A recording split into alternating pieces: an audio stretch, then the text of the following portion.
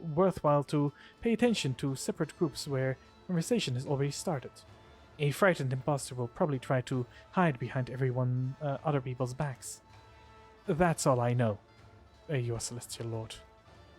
Oh, did we have some frames? Oh, stream disconnected. But we reconnected. All right. Just had a small hiccup, apparently. Right. Solomon, you may ask the governor some questions. I can amuse the esteemed adjudicator with conversation. I will be only too glad to. But of course, I have always wanted to try my hand at casual small talk. Tell me about Lessaraxes, Governor. Such fascinating creatures. Where did you get them from? I'll tell you off the top of my head. Are there not many planets that have Lessaraxes? I received these beasts a long time ago as a gift. It is known that Lessaraxes only be found in Janus. Can they? And I was sure they were a common beastie. I might have embarrassed myself there, but I would be glad to talk about something else. Do not judge me harshly. I'm just trying to get into the festive mood as best as I can. We can certainly change this subject. I would like to note that I found your youth extending face implants pursuing amazing. Does Tessera possess any other unique knowledge of items brought over from your home world? What's the world called, by the way? My native index? Unfortunately, I have not introduced much from beyond the art of changing face.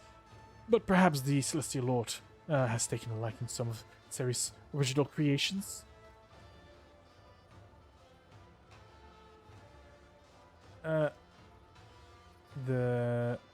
wink at Solomon and take the calm bead from your ear. I was presented this pearl that whispers great secrets and mystery. What a marvel! Stole this an artifact from an index. Ah, yes, the famous Indexian pearls of revelation. I often use them myself to keep my mind receptive to new ideas. I was interested in the musical servitors. They could only have been brought to you by the Crimson Priest, correct? You tell me why they visited the planets? I think they were the Red Robes who arrived to celebrate the ascendant of a new governor. That's me.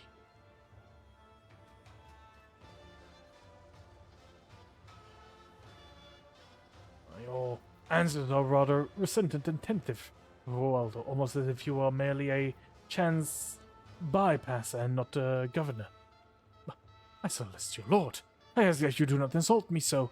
I may not be used to having such lofty conversations, but believe me, I'm definitely the governor of Tessera. I would never question your title, Governor. Solomon gives you a long look.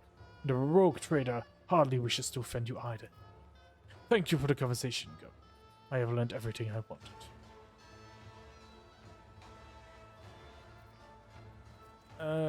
Right, I will participate in the hunt. Marvelous. As soon as you're done with your search, it will be... The governor attempts to rise from the table, but gravity provides him to be his superior. Perhaps you should stay here, my lord. Billy might be right, Maeve. We will be waiting here, surrounded by savory dishes and plentiful of amasa. Have a fruitful hunt, your celestial highness. Maeve, bring me a cup of amsak. Make sure it's filled to the brim. It will be done, my lord Judicator. Oh. I wanted to talk to you without the observer they have attached to us overhearing. Do you get the sense that what is happening raises questions that lack coherent answers?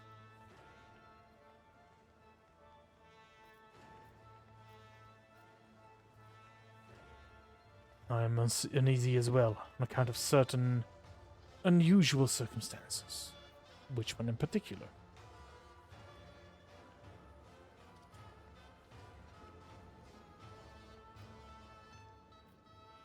The governor barely managed to stay in his saddle, which is odd for a local nobleman. Not too odd considering Roduldo's ravenous fond of foos and amsak, but astute observation nonetheless.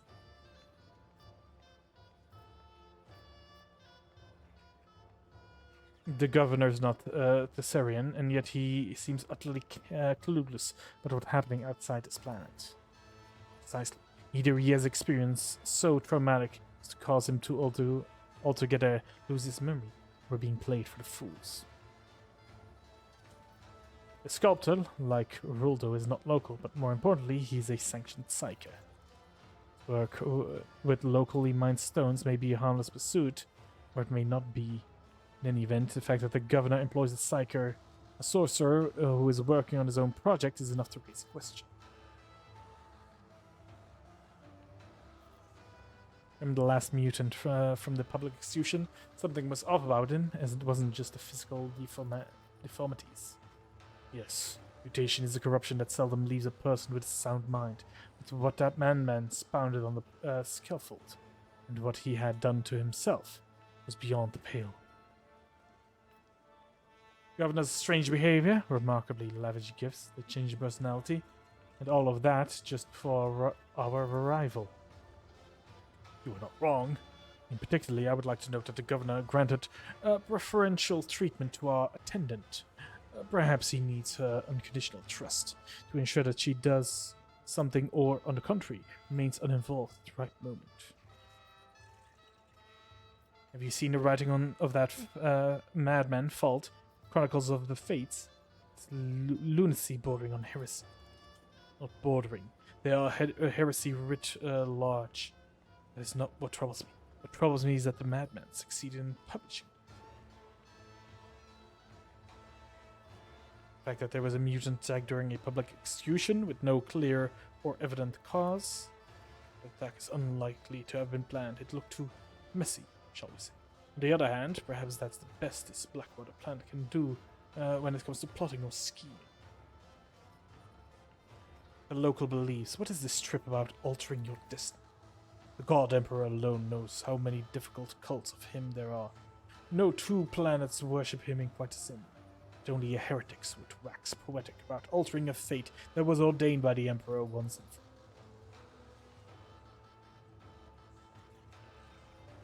I do not like the way that the governor is using every means possible to stall our inquiry into the tide.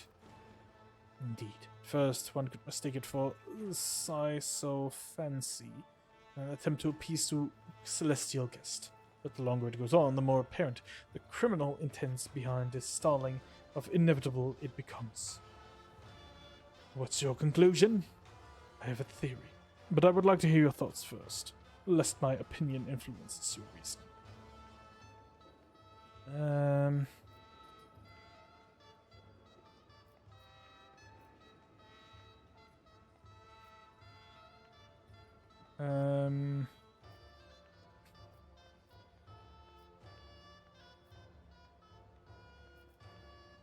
I'm wagering that this is a cult. The predicament I get into usually involves a cult of some sort of description. Heretic cults are not the only threat by far, but there is enough heresy on Viscera either way. My hypothesis is that this is not about the tide. It's merely a pretext to keep us here long enough. For what? To play along for now. I think we've taken a bait while we wait for an opportunity to seize control of the situation.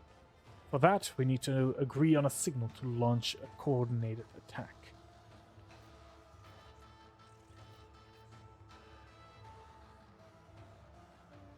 Right, my words will be, the Emperor knows. Understood.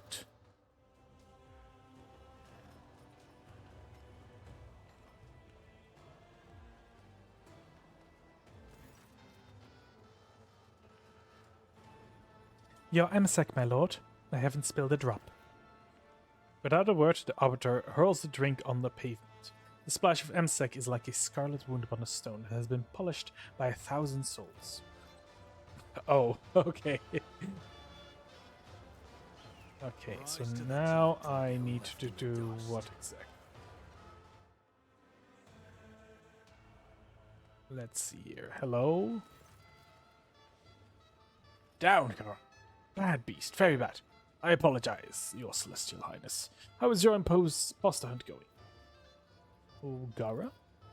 My darling pet. She's going the shrimperious. Every once in a while she get an allowance in form of Elsodan bones. I am not done yet. Okay, so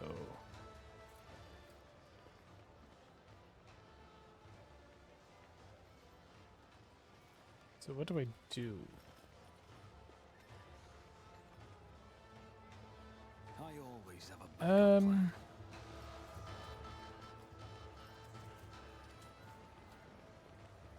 What do I do? What? Plato?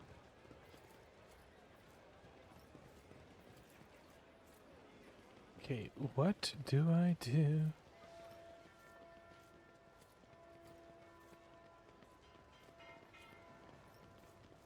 Oh, I think this might be it.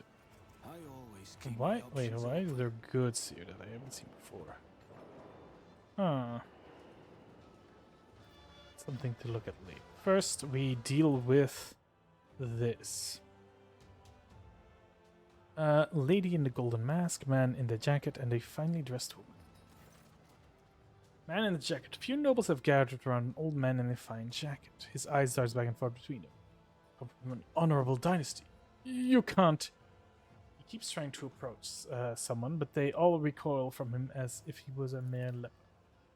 Lady in the golden mask. The mob's instigator, a lady in the golden mask, exclaims, "Oh, listen to the songs of this poor wretch. He thinks that the bath they gave him make him look like a nobleman.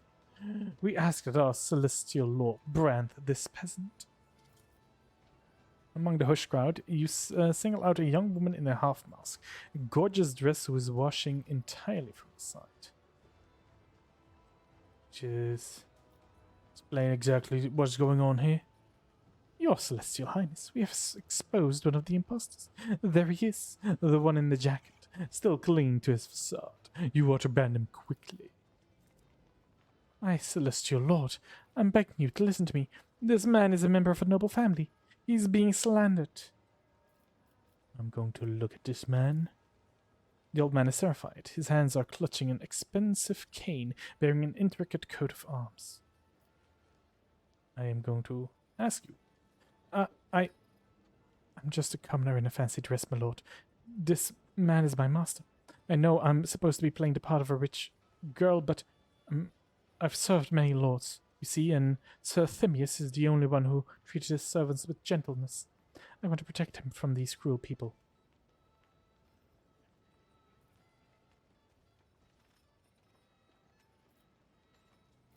Turn to the crowd.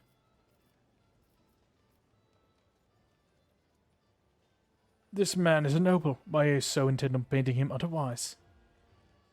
There is not a word of a lie in what we have said. This travesty of a nobleman was granted the privilege less than 100 years ago. A family of upstarts who have been elevating themselves through peddlery. For any true noble, he is no different than a masquerading fool. Truly believe this man to be a commoner in disguise. Most certainly, your celestial highness. His plebeian nature is apparent to every self-respecting aristocrat. The woman is not lying, but neither is she being completely candid. The way she looks at the accused speaks of an old and appeasing hatred, the kind one shows to one's true enemy. Ready to brand the impostor?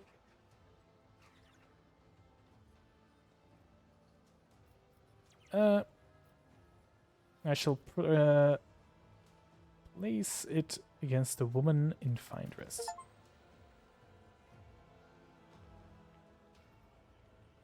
The young woman's lips curves with a mixture of fear and joy. She glances briefly at the man in the jacket, then gives you a bow. The man sighs with relief and says, "Thank you. I know that no intrigue could fool the celestial lord." The girl sniffles and smiles at the grey-haired gentleman in the doublet. He averts his eyes. The woman in gold mask scoffs and withdraws into a gaping crowd. I received a achievement for that. Money to be made? Okay. Why? What is going to happen to the people? I wonder. Also, give me those goodies. These are mine now. Let me quickly save again. And then Edithka. The young noble woman's hair is disheveled, her body stained with grime, and her mask pushed clumsily on top of her head. Holding her skirt high, she is trying her hardest to fight her way past through the guards blocking the door. Just let me go, please, for the throne's sake. I'm done. Can't take you anymore. You're our celestial lord, aren't you? Yes, I am, but you do not look much like a noble lady. I'm Edithka, your graciousness. I'm not a noble, not one bit. I just do the laundry and bleach his lines. I've never mixed in high society in my life. Forgive a fool, your graciousness. Why are you telling me this? According to rules, you are meant to pose as a noble. Then you get a reward. I don't want no reward, my lord. I want to go back home. Why are you trying to escape? I want to get away before they start putting those brands on us. For the tricksters. I'm no kind of trickster. Can't you see? I couldn't fool a Grox. Well, then why are you participating in the first place? It's not like they asked me nicely, your graciousness. They grabbed me, shoved me in this dress, and threw me in here. Nobody here was asked, but I don't want to be anyone's toy. I have 3 boys and a girl. We start our lords and ladies' undergarments. We work our fingers to the bone just to get enough scraps for the day.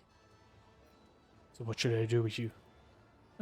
Please, your graciousness, by the God Emperor, just let me leave. Nobody who gets put me in one of these get-ups ever comes back. If I stay, I won't see my home again. I just know it. I haven't done anything wrong. Wait, no one ever comes back? What is that supposed to mean? It's just that, your graciousness, it doesn't matter if you get branded or not. Once the hunt is over, you're gone. The place is like a grog spit. There is no way back. But I want to live. I want to be useful. Please, let me go home. I'm gonna place a brand on her. Pardon me, your graciousness. You've done as you should. It wasn't right of me to spoil your game. Do not worry, woman. I will save you. I will rescue you. Man with scissors and a frightened nobleman. What? In the wavering torchlight, you see a glint of steel. One of the jacket-clad young men is pressing a blade against the other's rib. A mask lies discarded at the attacker's feet. Noticing you, the trembling victim cries out, Your Highness, save me! Do not interfere, outsider. This man deserves to be punished, along with all Sarah's rotten elite. They see people just as things to be worn. Look at him, how... let him look me in the eye and find out what it feels like to be cut to pieces. You realize that the weapon pressed against the victim's body is none other than a pair of expertly sharpened tailor scissors. Local folk and their strange amusements, they're not worth our time. Intervene and free the victim. You capture the scissors and deftly plunge them into the attacker's knee, sending his tormentor grip weakening. The victim slips free and hides behind you. This madman bribed the guards so that they would ignore my cries. Sure, they'll be singing a different tune when they found out the Celestial Lord has intervened personally. Tell me about this area's rotten elite. Parasite. They tear whoever they want to pieces. These scum squeeze into a person's skin like it's a suit that's 2 sizes too small, splitting the seams in the process. Skin suits and splitting seams. Preposterous. Your brother was rewarded for his talents with the best assignment you could have hoped for. Maybe he just decided he didn't want to have anything to do with you anymore. Celestial Highness, if there's such as your will, could you send servants to the dressmaker this very moment to find the man brother alive and well? His words are soaked in grey, with flashes of copper desperation breaking through. But of the swampy muck of the seat, I see nothing. Tell me of this valet. Very simple, your Celestial Highness. His younger brother has a way with clothes. I noticed him when he was looking for new servants, and I sent a boy to apprentice under a renowned dressmaker in the upper quarters. Thought I would make him my valet, you see. Then this fool decided that I took his brother, not because of his talent, but because of his... but to use him for my rejuvenation.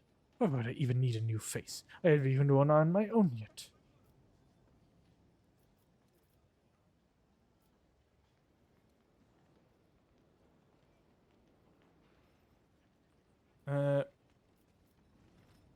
I put the imposter's brand on the vigilant.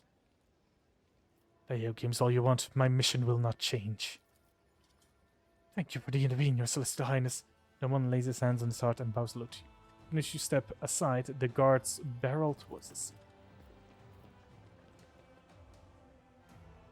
Okay, well, need to find one more. Rise to the top, or get left in the dust. Snow owner, knight. Blah blah blah blah blah blah. Okay,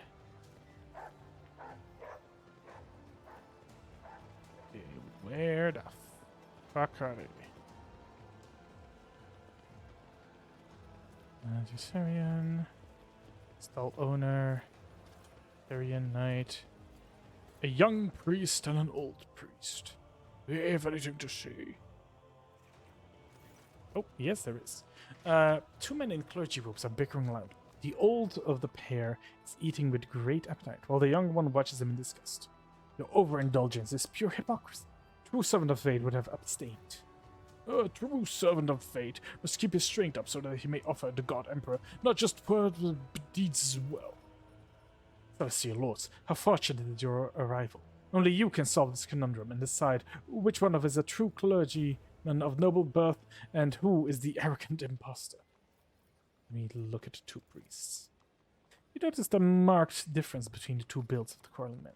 The older priest's body is gaunt, unlike that of the smooth-faced youth. Also, the young priest has a melodious voice of a singer, while the old man's speech is clear and powerful. Wait, so the older priest's body is gaunt. What exactly is gaunt mean?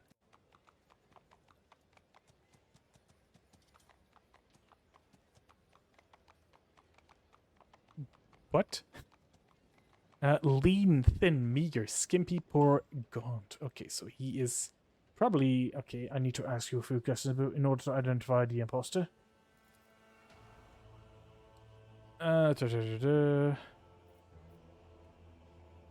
What would you say is the role of knowledge into the Imperium? There are no barriers to learning the word of the Emperor, to conquering all that he has given unto us. Have you read the manuscript of our scribe? Gorgorius Fault has left his craft behind now. His research shines on with the true light of the true worship. Knowledge depraves the soul, as does reading letters that are not meant to be read. These judgments are like two sides of a single coin. There is value in both, but neither one constitutes the whole. What awaits the Emperor's servants after death?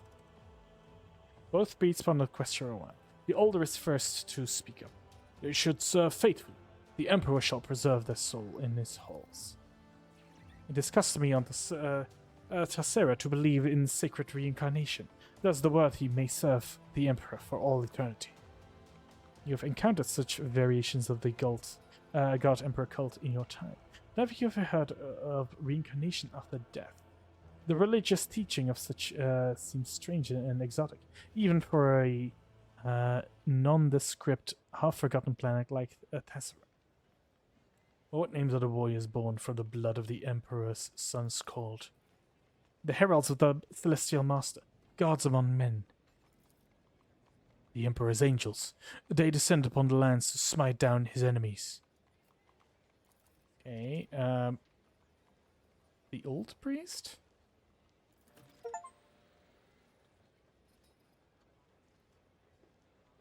The old man grits his teeth and turns to the young priest. My blood may be fouler than coal, but at least I've earned my robes.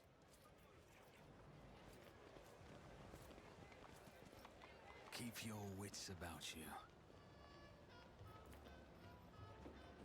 Yeah, if he was a true noble, he would have not known. He would have been like, yeah, it's the knowledge of the cult, because that's what Maeve also says.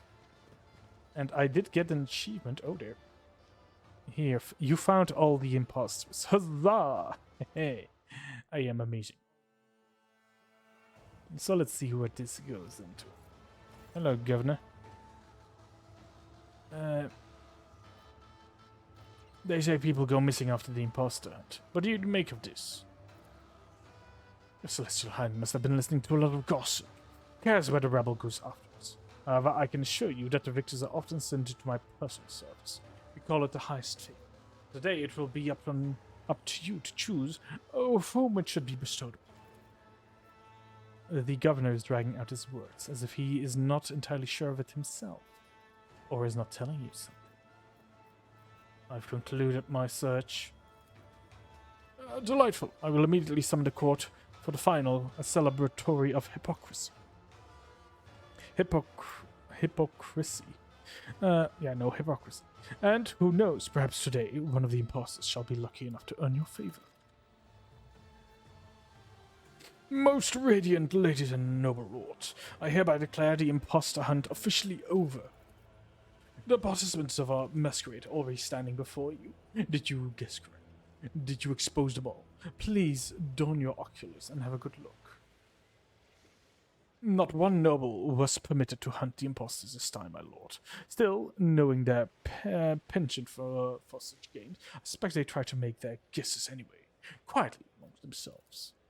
All these impostors have been found out by none other than our celestial guest, Sir Anno von Valancius, an unsurpassable show, your Celestial Highness. Bravo, bravo! Maeve, present our gift.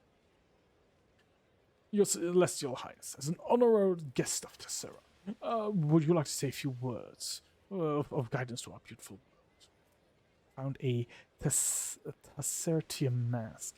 Gets +1 psi rating and +15 persuasion. If the perils of the warp is triggered and a demon is summoned, that demon attacks the closest to it. That demon attacks the closest to it non-demon target. Okay. Solomon, perhaps you have something to say. I am quite good at saying the word guilty. Would that satisfy you? I understand, your Celestial Highness. All this talking and ceremony and protocol, it's enough to knock everyone off his feet. But believe me when I say that we are nearing the end. And now, good lords and ladies, time has come to make the fateful decision. There is not but one true reward, the highest favor, and that any branded impostor desires. Please, Celestial Highness, tell us, is there among these people one worthy of the rogue trader's favor? What is the high favor, Roldo? Is it part of the rules of the game? That is correct, your Celestial Highness. Whoever you grant your favor will be showered with all manner of honor and go to serve the governor's place.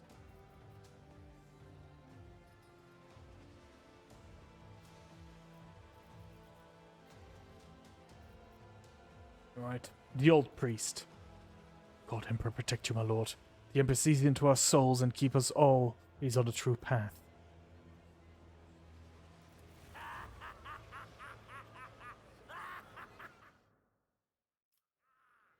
You hear venomous laughter coming and recognize Bluff's voice. As the square drowns in clatter and applause, the gawkers who were spectating the game, you look around for the courtful, but cannot spot him anywhere. Such is His Celestial Highness' brilliant decision, which for some may have been fatefully indeed. And finally, the hour you have all been waiting for. The conclusion part of our conclusion, the great feast. The crowd patience has worn thin. Filling his lung, the governor shouts, Los Heretics, dinner is served. The cyber Laxarax's lumens glow blood red, and before the condemned can even scream, the beast pounces on their prey with hungry snorts.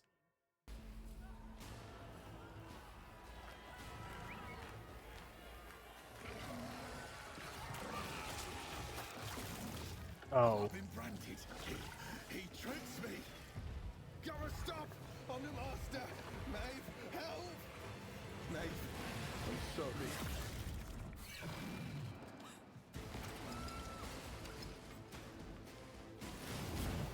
Yeah. We knew that something was up. We knew it. Great. Well, okay. Well, so we have 3, 4 things. Okay, we've been ambushed. Cool. I can move over here. The navigator is coming. I'm not accustomed to Oh, I forgot that does that. Heinrichs, where are you? Why are you over there? Set me on fucking fire. Didn't flinch. Let's see to it. Good job. Let's then put down a lovely little zone Is this for a job us. for the serfs? Make it a kill zone. Very If good. you insist, Lord Captain. Ferocious roar.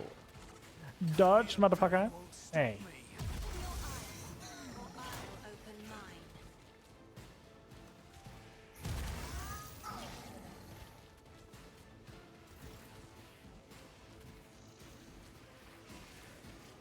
Hmm.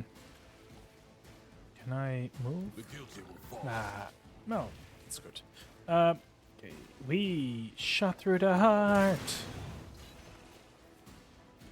And then we attack with the doggo.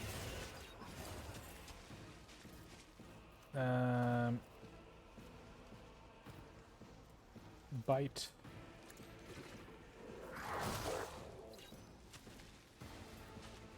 And then we attack again. One of us would be enough. Okay, Pascal. The word of the Omnisire. Hawk attack. And then we do obstruct the vision.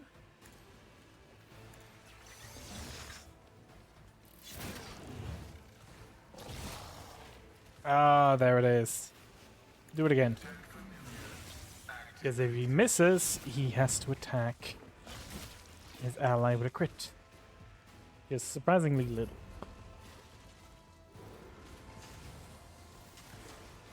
Alright, Argenta. Let's do it. Daka the motherfucking Daka. Holy shit. That's a lot of Daka. Okay, captivate audience. Do a little dance. It's a taste of what's to come. You are bleeding. You are bleeding. You are bleeding.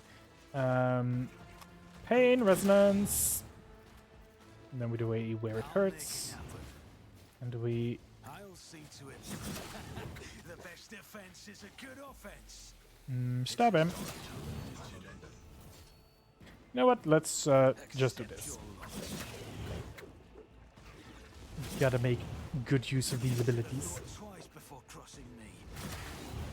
Another enemy down. God damn, that's so much damage. Heinrichs. Yeah, just. How much damage will this do? Ignite him. But of course. And then we make sure he stays on fire. We shall imprint the word of the Emperor. And then burn.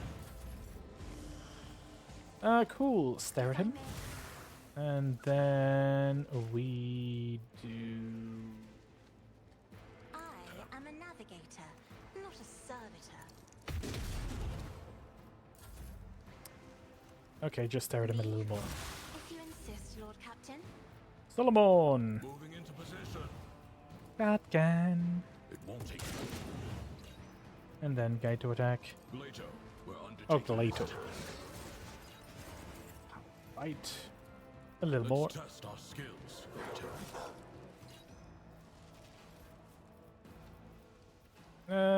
That's good. Pascal! Use the bird! Good bird. Good use. Okay, let's go over here. Let's do our entire spiel. Tacticals. Strike him. Smack him in the foot. Good smack, good smack. Good enough. And he did. Right. What happened was no accident. And if my suspicions are correct, Glaito analyze.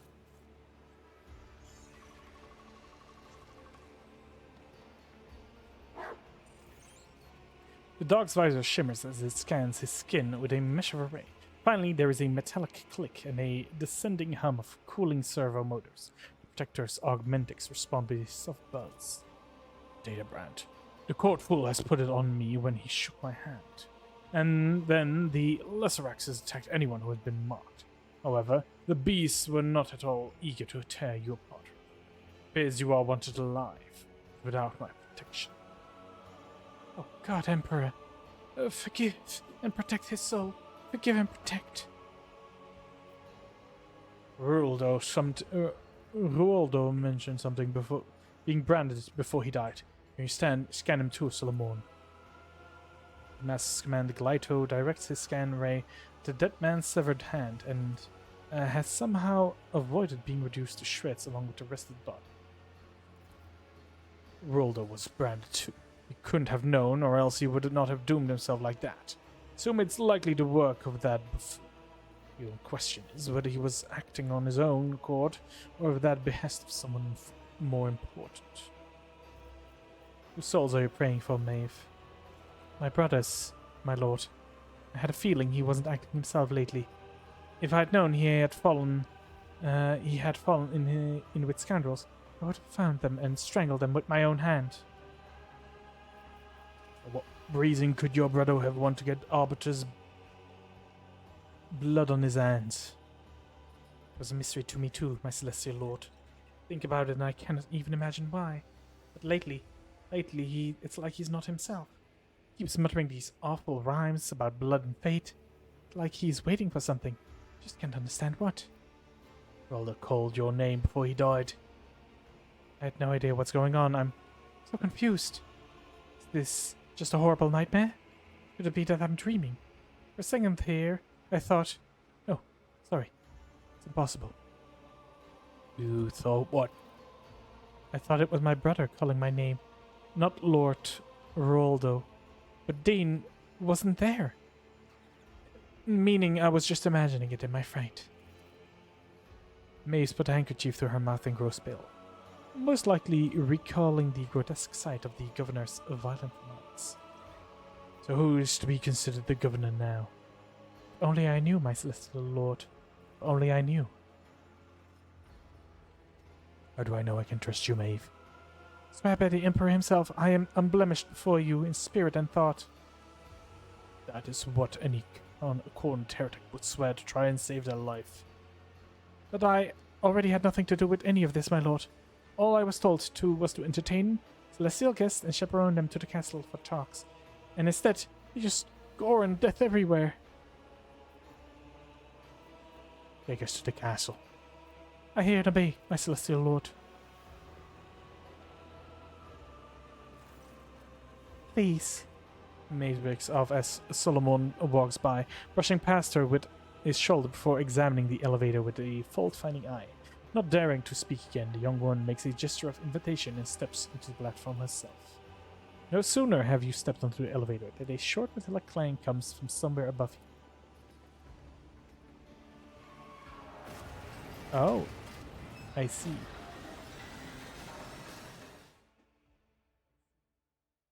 So it's just me and Solomon.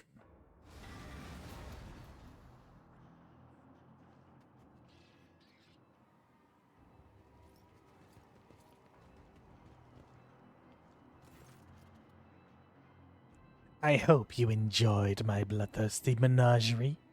You instantly recognize the spiteful voice and cocky smirk of the Fool's Mask. The arm that was mauled by the Cyber Mastiff at your first meeting hangs limply. He has not even bothered to bandage it. There is a gunshot wound in his shoulder, surrounded by singed threads. His garnished outfit is soaked in blood. Still acting like a buffoon? Some people never learn. Pulsing light draws your attention. Against the far wall, an old man stands behind an ominous-looking altar. The heavily augmented man stares in wonder at the blue flashing light, snaking through the veins of tesseracium in the floor and walls. The crystals in his eye sockets gleam and go dark in time with flashes. At once, you recognize him as the sculptor who offered to carve your visage with the tesseracium. The old man does not seem to notice you. All his attention is focused on the strange altar. Thaddeus the executioner stands behind the fool and gives you a crooked smile. Commander Lucra. Nearby, Lucra, the fortress commander, keeps a sullen vigil. His hand never left the handle of his weapon. Perhaps you can start explaining what that was all about. Now, why so tense? I simply grew tired of you forever wandering about with your retinue. Never a chance for a quiet word face to face. Yet I see your face guardian has managed to find its way here as well. And do pardon the, less than gentle reception. These Rain One mechanisms never fail to disappoint, creaking one moment, failing the next. Bodyguards for a personal private conversation. Isn't that a bit much? Times are troubled, as you know. I want everything to go according to plan. The governor is dead. Was it your doing? Don't be ridiculous. I wouldn't swallow a man whole, even if I wanted to. The Laxarax, you fool. You unleashed it on the governor. Don't try to deny it. It seems humor is not part of the vocabulary of the Emperor's servants, but truth should be. You see, the governor was a fraud, a fake, not worth crying over. The true governor of Tessera stands before you, esteemed guest. Dean, come on, don't say things like that. It's not right. It's... Shut up, you fool. You can't even do as you're told. What was it that Maeve should have done, Bluff? Bring you here to the altar of change and not ask questions. So simple, but you couldn't even manage that. In accordance to your plan, we're supposed to die. Exactly. I don't need you, but don't worry, I've planned for this as well. Tavrix, are you ready? Solomon turns slightly away from the fool and makes a series of furtive hand signals, telling you to stall while the cybermassive gets into position. Oh.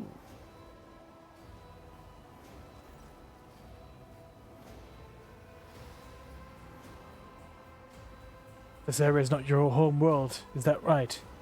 I see you've already found me out, eh? That's right, I was born and raised on Idek, the greatest word in all Imperium. I'll never forget the mix of plasteel and ferrite, the glittering of proud spies, and the eternal humiliation of my appointment. You were sent to Tessera to serve the Imperium faithful and honestly. Why else? Our all-knowing administratum, benefits of the feudal throne, is occupied by someone with an intelligence level higher than a Grox. A golden shelf for all my digital servers on Index. Packed my bags and came here to govern this backwater. What a joke. You're the real governor, why bother masquerading as a fool? It is simple. Why, who would ever take a poor, pitiful jest seriously? Who would ever spare him a glance? Beneath this fool's cap, my hands are free. I can devote myself entirely to preparing for our grand final, and to conceal the tracks of my little mischief. I found a replacement. Rualdo wanted to play at power, and I graciously let him. Shame he didn't rule for long. And all of it for this one day, this exact moment.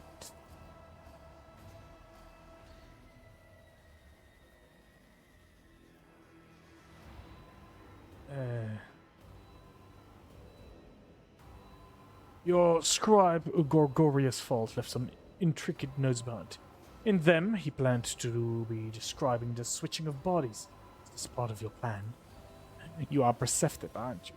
My previous experiments were failures. You have met some of them, actually, including Fault himself. Remember the crazy mutant by the Phosphorus? His brain turned out to be a bit of a complication. But do not fret. This time it will work.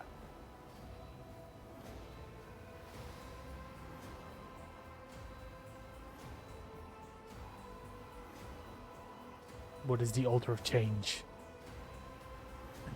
A great artifact, which Tavarix carved from this plant's unique gift, Tessertarian. Take a good look while you still can.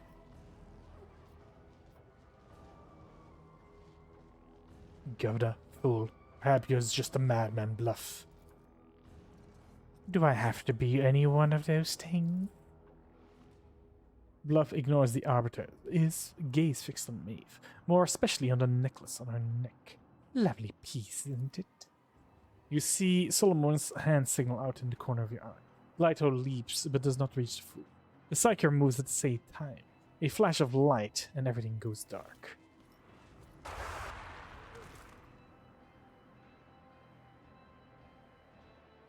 What the?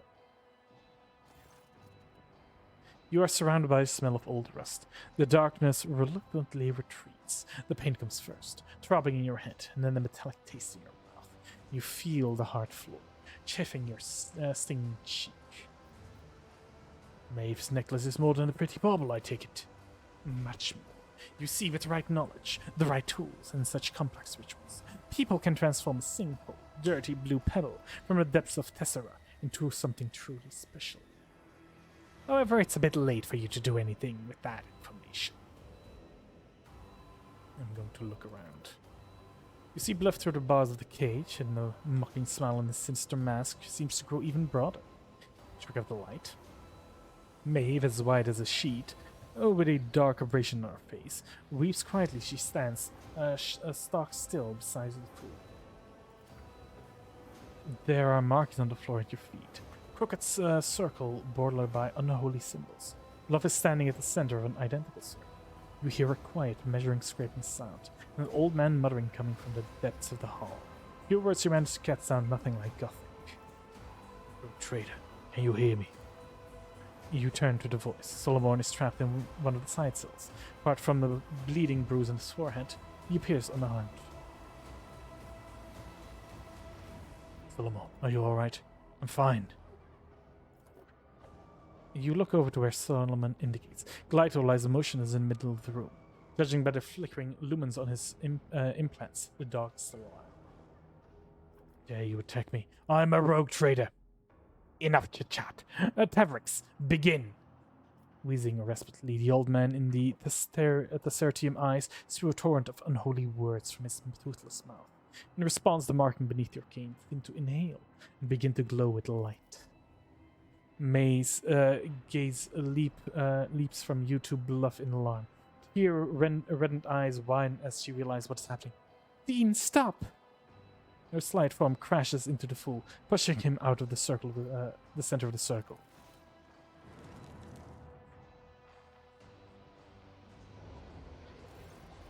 The world explodes into shards, suffusing with blinding light that burns out your eye sockets, incinerating the air in your lungs and making your heart judder in your chest. And finally, darkness descends, impenetrable and absolute, encompassing everything, cradles you, dissolving everything that was once you, everything that once was. Oh, I am now Maeve. You are bobbing like a boat tossed upon the waves. Colors and sounds melt into cacophony, stirring up nausea in his exhausted body. You blink, the patches of color fall into place. Who do they? Across from you in the cage, you see a frightened distorient face. Expression you have never seen in a mirror.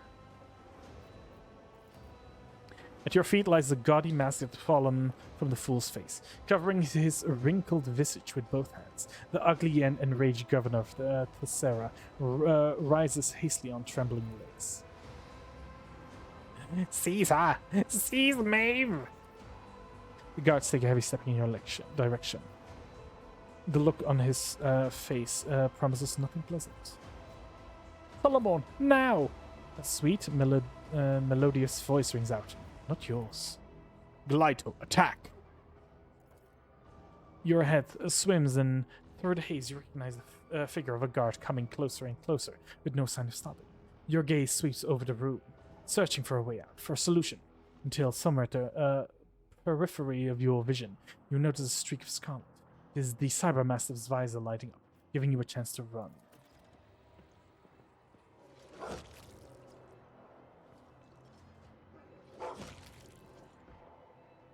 What the fuck?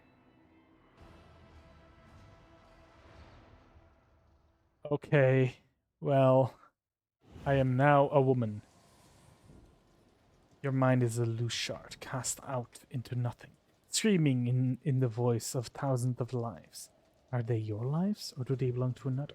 The blood cracks, branches out, biting into every scrap of this jointed thought, ravaging, hunger to shatter what little of your own self remains. A cry gurgles in the depth, a plea to make the torment stop and let you dissolve in unconsciousness.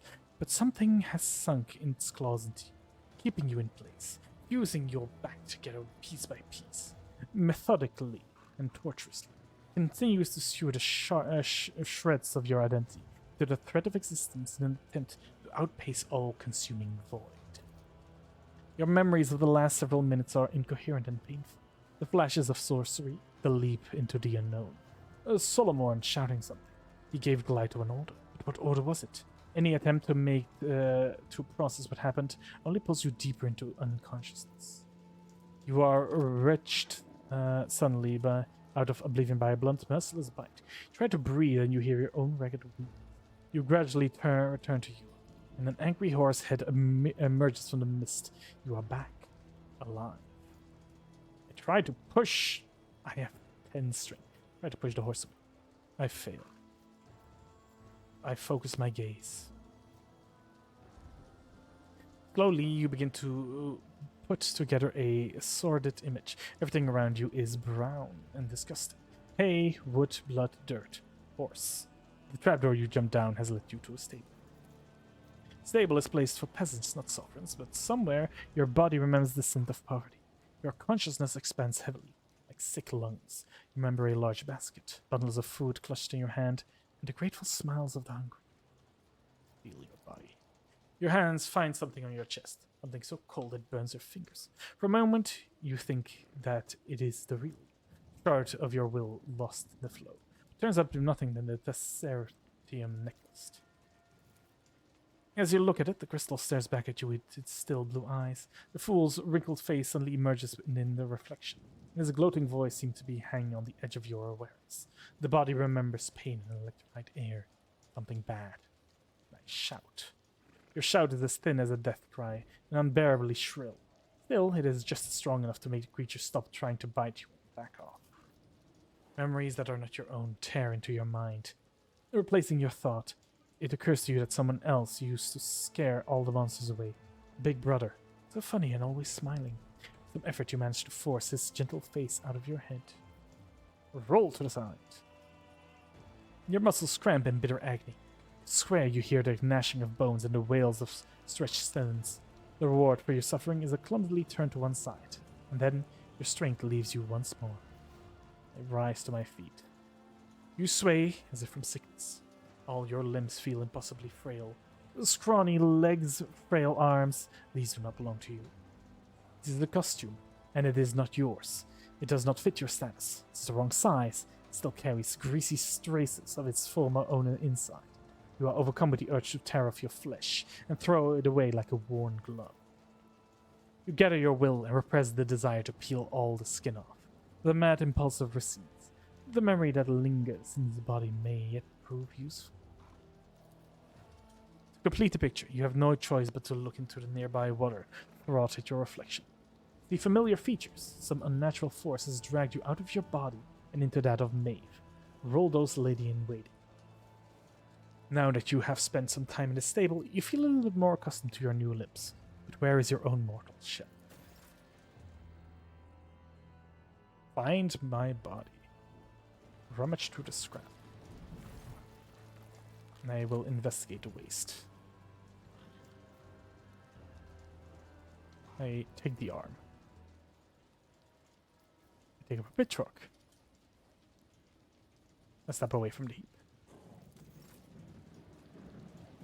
Do I have an inventory? I do not have an inventory. But I can apparently command Glyto. Okay, well... Oh! Glyto!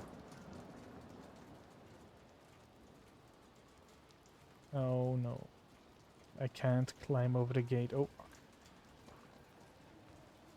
There's a hungry horse. The creature that dragged you out of unconscious turns its muddy brown horse. From the darkness, the beast follows you with large black eyes. It looks hungry and frightened. I examine the horse. I shout at the horse. Okay. look around his stable. That's a good horse. You weren't right. Toss the corpse part over the stable door. The animal must flare in agitation.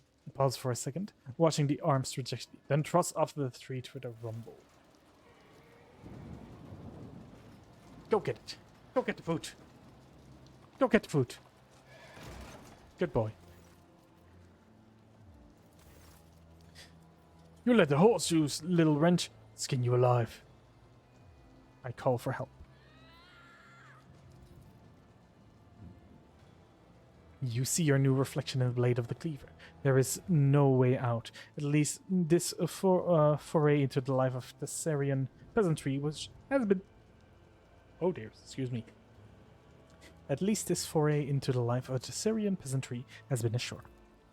An abrupt metallic clang rattles the stable. Something very heavy is coming your way at terrifying speed. Galito, do something!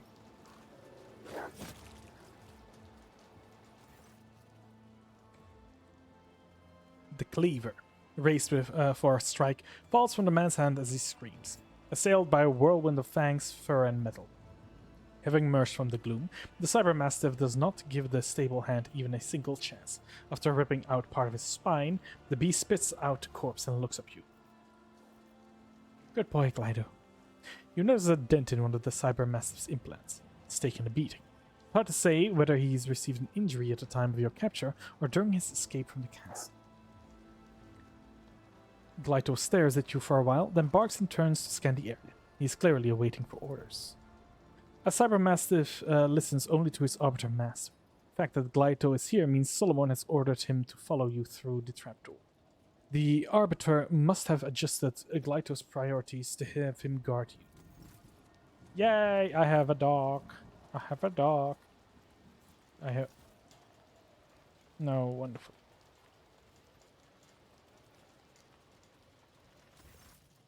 The local inhabitants come down the slope look hostile in the extreme. The vilest of them is missing an eye, but he makes sure to keep his remaining one fixed on you.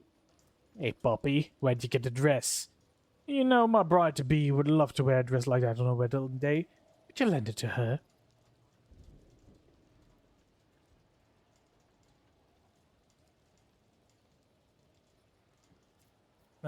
Aren't you that one-eye fellow? Shouldn't I give Margaret your regards?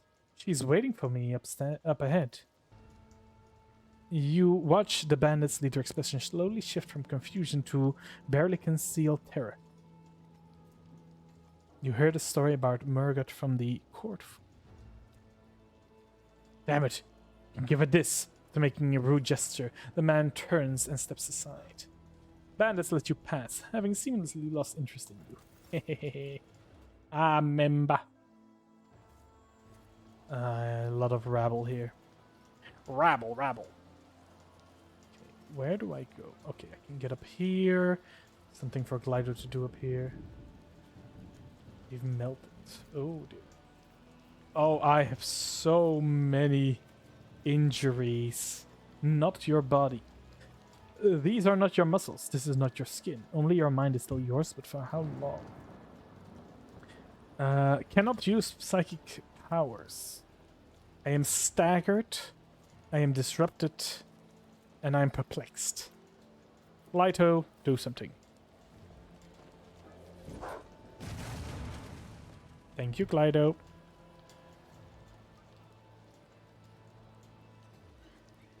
Swap your powdered face, you stupid girl. What if it fell on someone's head?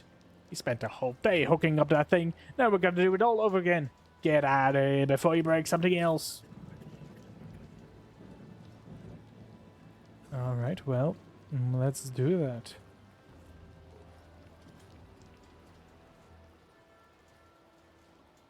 Let's go to the upper city.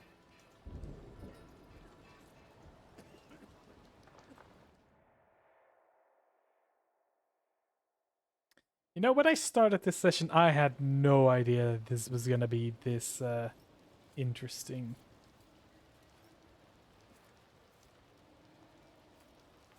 More knights, more rabble. Oh, I can return to the void ship. Yay! No, let's go and continue upwards. Open the gate. What's that knocking? Maeve, is that you? Hold on, I'll get it. Thank you. Here, come on in. Blacksmith, make me a weapon. Several comers are talking in loud whispers, taking no notice of you. Bald man with a bowl cut is gesturing energetically, his back turned towards you. Never thought a thing like this would happen in my time. A new celestial lord has paid us a visit. They say he descended from the sky, a great bird of iron. They stepped out of his belly and clad in golden armor. Any who saw him were blinded by splendor. That's his anointed for you. Rubbish. I've heard that tale before, and only an idiot would believe it. He's a nobleman like any other, and just more important one. He treats everyone like dirt and pushes people around worse than any of our own nobles do. That's the way it is, isn't it? The God Emperor's will is that their place to be at top, now is in the dust. That's how the world works. Next thing you know, the Celestial Lord will make this whole place his own. Oh, I wish it was like you said. But something tells me that bad things are coming now that he's here. I heard the new Celestial Lord.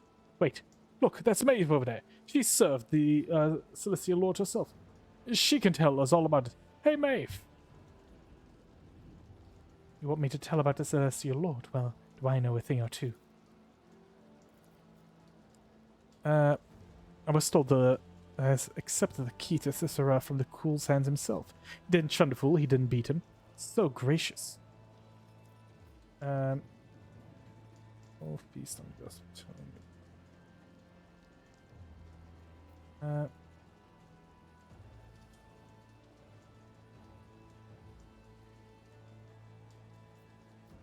It is all true. I have nothing to add.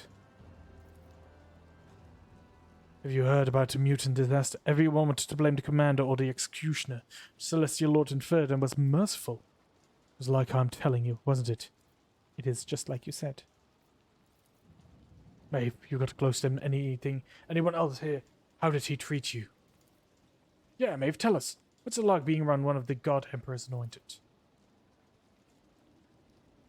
Been here. If it's been me there, I couldn't have said a word in his presence. I never know what to expect from someone of such rank. For all you know, you said the wrong thing and have your tongue ripped out. Roasted and served to you on a plate. What's that look for? It happened before, I wouldn't lie.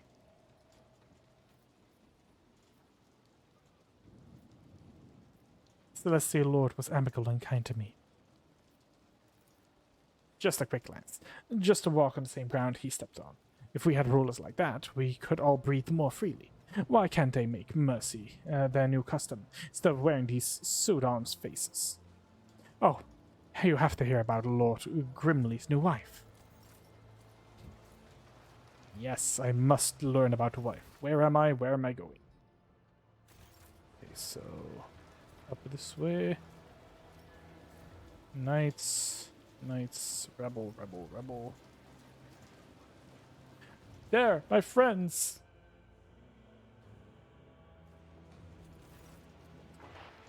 There is no need for concern. The proctor and I are in the middle of examining the documents, together with the governor. I will be back as soon as you're done. I could be wrong, but seeing this accursed planet has too many sources of warp energy. It seems to be an echo of the Immaterium coming from above. God, Emperor, grant me the patience to endure this idle wait. Activate standby mode.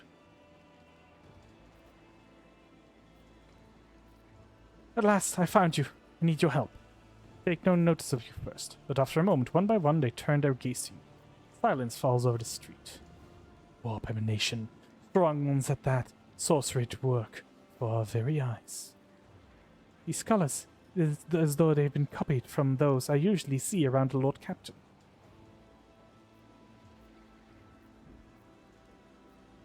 I've been fallen victim to profane sorcery. I need my body back. I'm not lying about the sorcery. There is a strange current of warp energy flowing from her body, leading somewhere up there.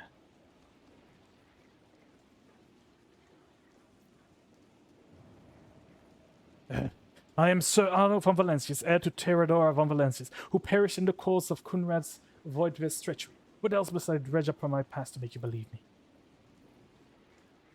Look, I have Solomon's cybermasters with me, but he ordered his doctor got some Thessarian shit. This statement is potentially true. Cybermaster protocol are difficult to breach and override, much less in a primitive culture such as this. Yet evidence is difficult to argue with, as the Arbiter was forced somehow. If anything could cause Solomon to be part of his fateful dark, it would be a threat to the Lord Captain. We need to go upstairs. Just trust me on this one. We will find the rogue trader at top. Tell the shuttle pilot to take us there. He won't listen to me. The suggestions to stop puzzling over your identity and start acting seems to have an effect. At least no one is arguing with you anymore.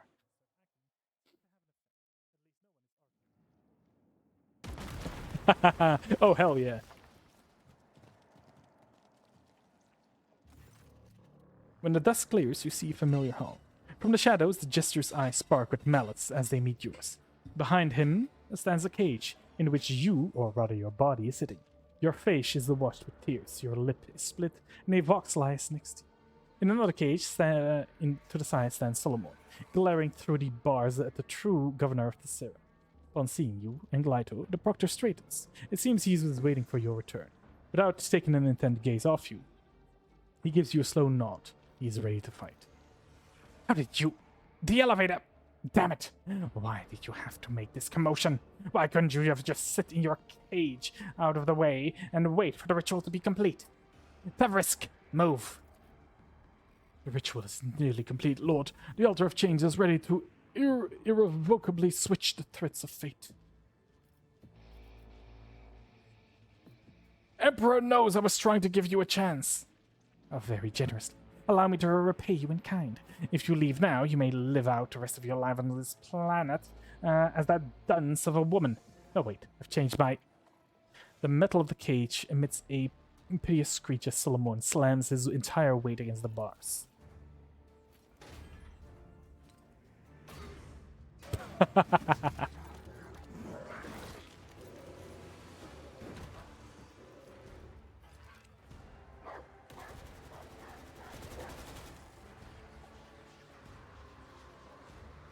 Uh-oh.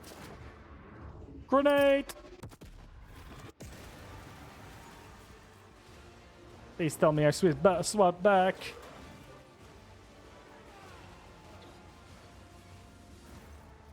You struggle to open your eyes. After the world has once again taken shape, you realize you are staring at your own palms from your own eyesight. You move your hand and each muscle responds gratefully, filled with warmth. The other watches you with a mixture of hope and dismay. Maeve, the real Maeve, looks at you through watering eyes. Myself again. It is so. I apparently lost combat algorithms. Ah. I lost that. Well done, Solomon. How did you know that would work? I didn't, but the heretics were so obsessed with this lump of stone, I figured that sorcery would be ruined to that.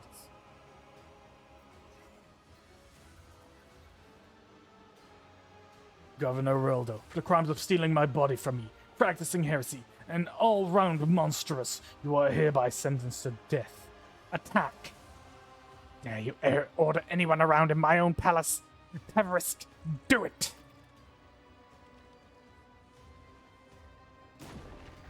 My lord's destinies are already set in stone. As long as I live, Oh. Oh. So that's the thing. Stone sentinels. I see. Oh, and spawn of the high favor. The beloved court. Ooh, well, this is interesting. Cassia. Argenta. Heinrichs, go here. You can go here. Solomon, you're there. I am there. This is fine. Actually, hold on. Give me 1 second. I need to turn on the light.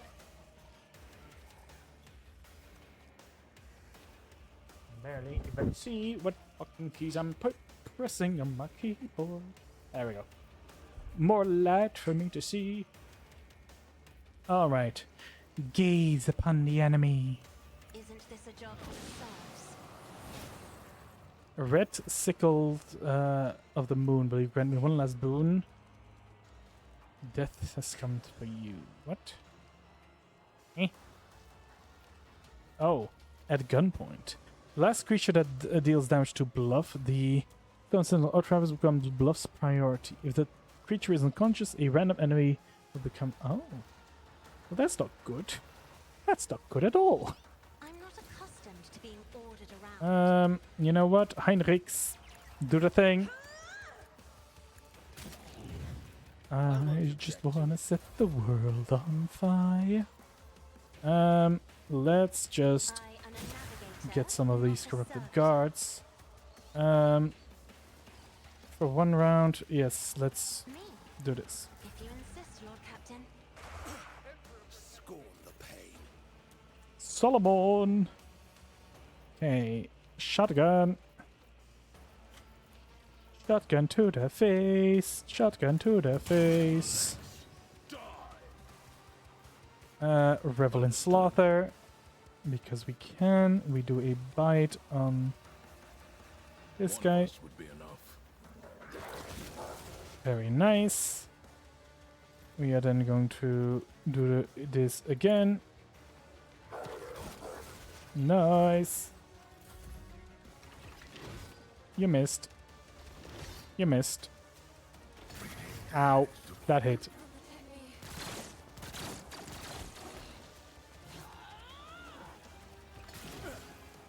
I won't go down easy. Ah. Okay, stop. Argenta, my maiden of the Daka Daka. Initiate a Daka Daka. Actually, wait, go here and do it like this. Initiate the Daka Daka. That was a good Daka Daka. I enjoyed that very much. Okay, let's do this. We are then going to do a blinding sword. Oh, that also damages me. Good to know. You know what? Let's attack this guy. And do it again. There we go, that's what I wanted.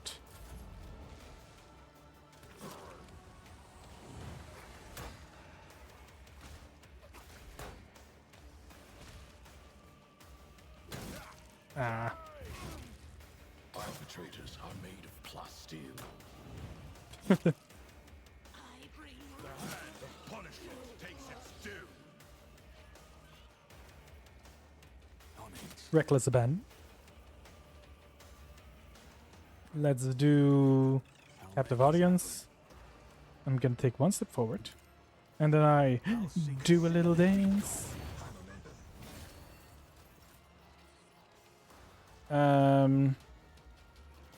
Then of course, You should feel honored. Death Waltz.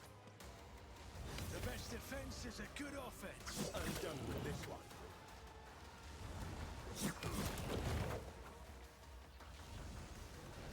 You should have thought twice before crossing me.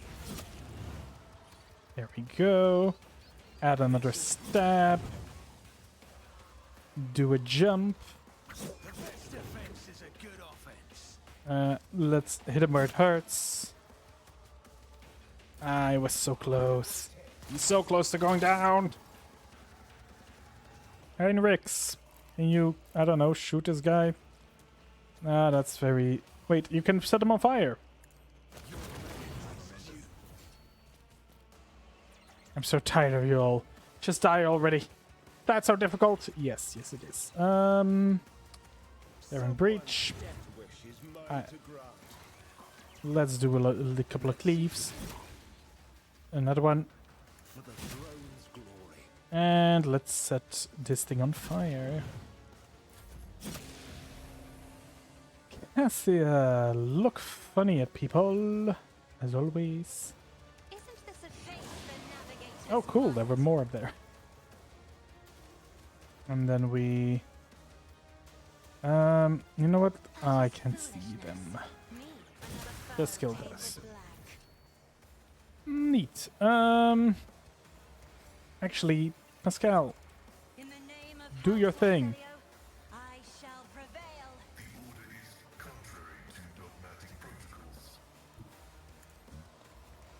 So, can you do the soaring thing now? Can only do two. Two, that's fine.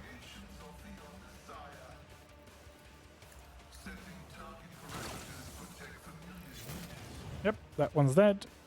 I can then move. Oh, wait, I can't move. Fuck. Just do this.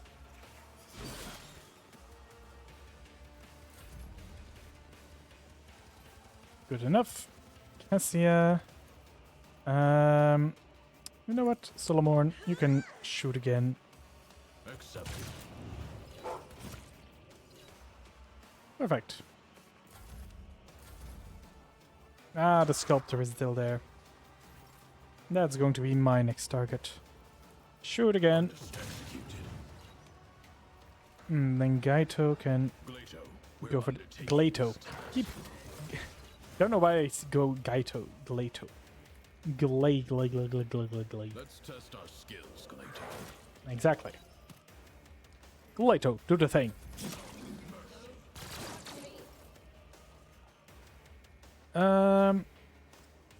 Where am I? You know what? Let's just end this thing here. There we go. Easy enough. Pascal, just finish him off. Thank you. Right, now we need to get to that guy. How many jumps do I have? 0, that's a problem. Be careful not to cross my gaze. Focus, Bancalos. Focus. Your end was inevitable. Guided by faith. Can you... No, you can't. Wait, where is he? There he is. I bet you can't hit him for some reason. Don't we bother, Pascal. There we go, now we're here. Alright, captivate audience. Do a little dance. Twice before crossing me. Hit him where it hurts. We... A reckless abandon. Stab him in the fucking face. Taste of what's And then... show him where it hurts.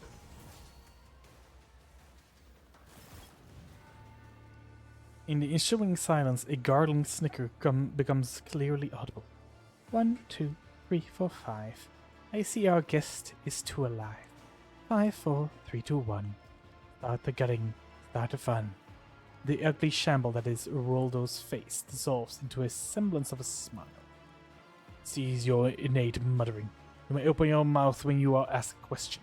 Your answer had better be honest to the point, or I swear by the legs, I will make you speak, or rather whatever remains of you, after I have finished preparing for your interrogation. Are there any victims of your ritual?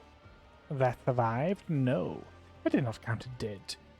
Ritual is complex, went before, so I took Travis and me a long time to calibrate. And you were the one it worked on. Think of all the possibilities that opened up. Using the Altar of Change, I could have worked my way up to a Lord of Terror. Talk about the very suggestion. You sick degenerate. As my father used to say, if you've come a long way, keep going. But that man as it is, might as well dream a little.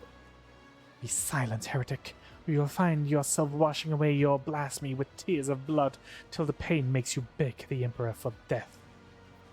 The Certium, what are its properties? This wretched little world holds nothing worth attention, save for our Certium. When I started having dreams about it, and about changing bodies, thought I was going insane. I shared it with my sculptor, the now late Tavrisk. He helped me to understand the essence of the mineral. Experiments and studies followed, mostly carried out by traffickers. Tavrisk. I don't have his gift, but oh, the things I could do if I were so small. In the end, he realized that the Certium was a potent psi focus, After thousands of cursed attempts and a combination of power, energy, and sacrificial victims, Tevrisk managed to create his finest sculpture from it, the Altar of Change, a magnificent artifact adored to eternity. No more limitations posed by our mortal bodies, no ailments, no injuries. If your flesh is worn, just swap it for new flesh. Don't like your new lot in life? Choose from 1,000 others. No longer just a dream, it is most perfectly realization. Immortality in stone. What was the point of the whole masquerade with a fake governor? A governor attracts too much attention. I wanted my hands to stay untied, so I offered a court fool a fair bargain. He would become me, ruling the planet, living the good life, getting whatever he wanted, while I would be out here, flying towards the stars. We trade faces, clothes, and lives, and because I've gotten the local nobles into the habit of sewing other people's faces, mugs on their heads, the switch went unnoticed. But the switch was only the first part of the deal. Naturally, I didn't mention the second part, the removal of witnesses. If someone was going to turn against you the moment there's a knife your beloved sister's throat, can't help but keep him alive. I want to talk about your plan. What was your goal here, Roldo? Plan was simple and elegant. The Sarah starts underpaying its tithe, Arbiter swallows the bait and sends their messengers in. That's when I sprung my trap. Change into the body of an Arbiter or Proctor who lands here, pack up the Altar, board the Arbiter ship, and wave goodbye to this ball of dirt swinging in the void. A rogue trader would have been even better, but greed has a way of spoiling a good game of regicide. A human tabletop game played across the Imperium of Man, similar to ancient Terran game of chess. Of course, this game involves one key piece, the embodiment of freedom of choice, my magnificent altar. It must accumulate potential from years of experimentation. It is damaged, but it still beckons, waiting to be used. I advise you to keep it safe. Who knows how many thousands of lives it will claim if something happened to it, unleashing all the power. I have learned all I have to know. You may execute a heretic, Solomon, since it's your done. Roldo, you have committed unthinkable heresy, and I refuse to acknowledge you as a human being or read your verdict as befitting a criminal. You are a stain on Tessera's history. This time you are wiped out. Although he executes the governor quickly, you see a fleeting expression of absolute disgust, perhaps even hatred, pass over the proctor's face.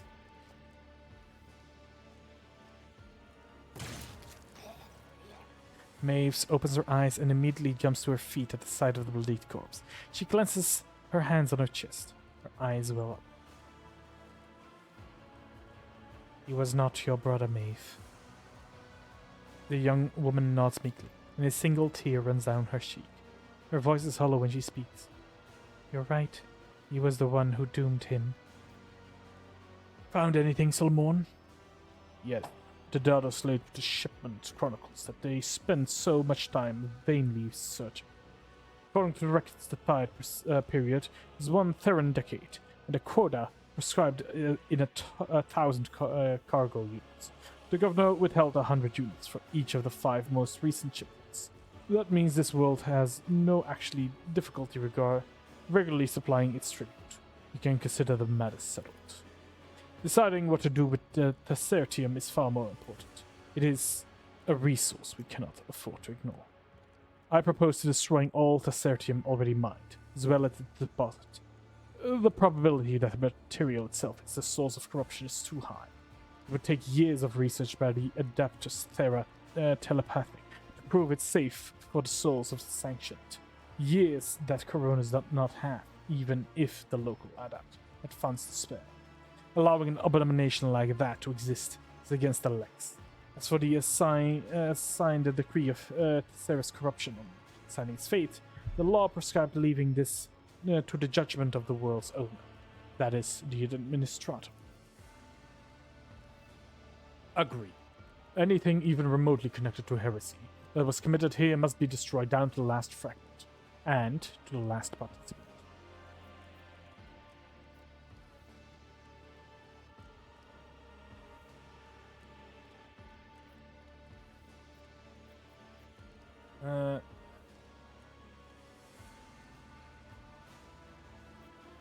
I agree we need to destroy the Thessarian, but I will not inform the Administratum of its properties. It may result in the plan's destruction. We cannot have innocents suffer because of Roldo's misdeeds. You are entitled to share any information you deem necessary with the Perfect, but I am duty-bound to make a report to the Marshal. We'll tell him that a rogue trader has taken the Thessarians under his protection, and hardly expect your will to be taken as negotiation. My celestial lord, what am I to do now? You are accomplice to heretics. You have been touched by the sorcerer's blight. Your apparition, I would beg for a swift execution.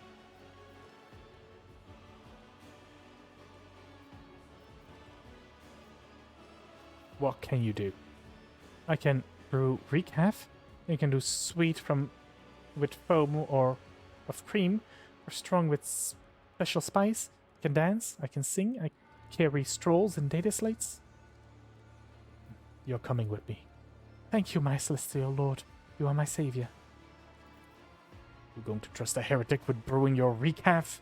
And you ought to take a dozen local commoners along as well, to taste anything that criminal has handled. Then, their fate is decided. No point in staying here any longer. The heretic mentioned that by destroying the altar would risk death among the local population. He was lying or trying to manipulate us irrelevant. The abomination must be destroyed.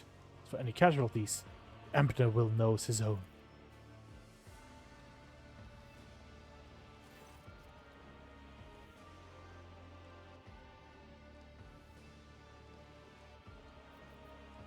Why would... Oh, because it would probably kill people.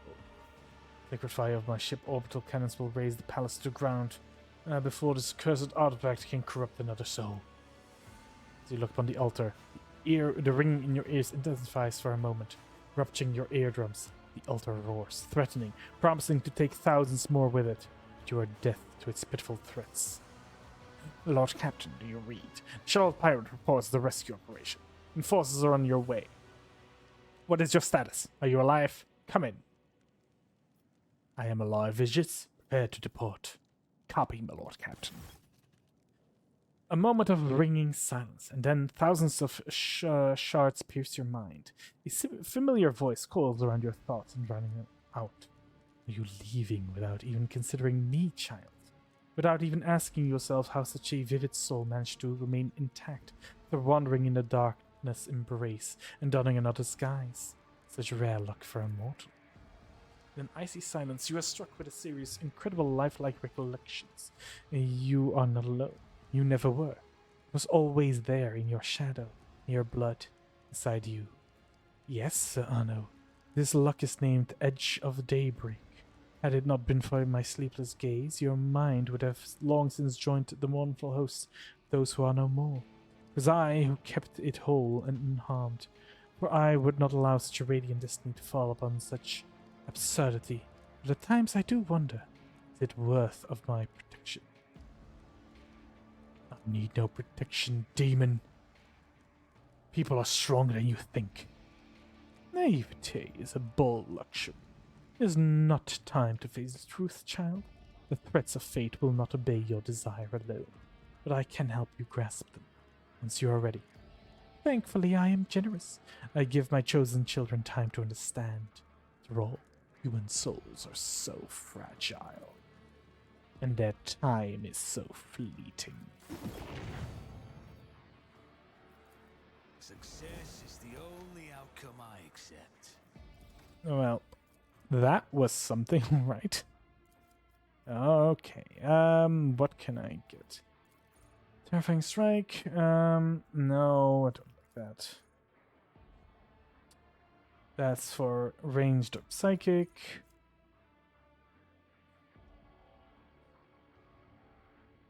Ooh, wait. Per creature up to a maximum of toughness. Extenuate. Immediately inflicts vibe bleeding on an ally. The ally gains. Let's give the gift of torment. Oh,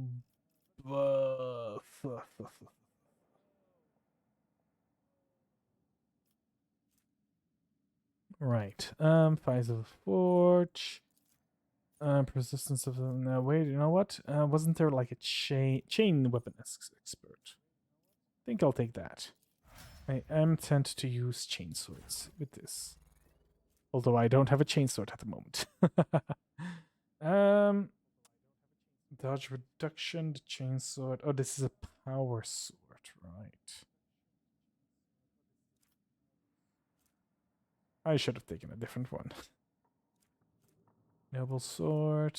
No. And the first sword, yeah. It's for later then. Alright, let's continue leveling up. Devastating attack.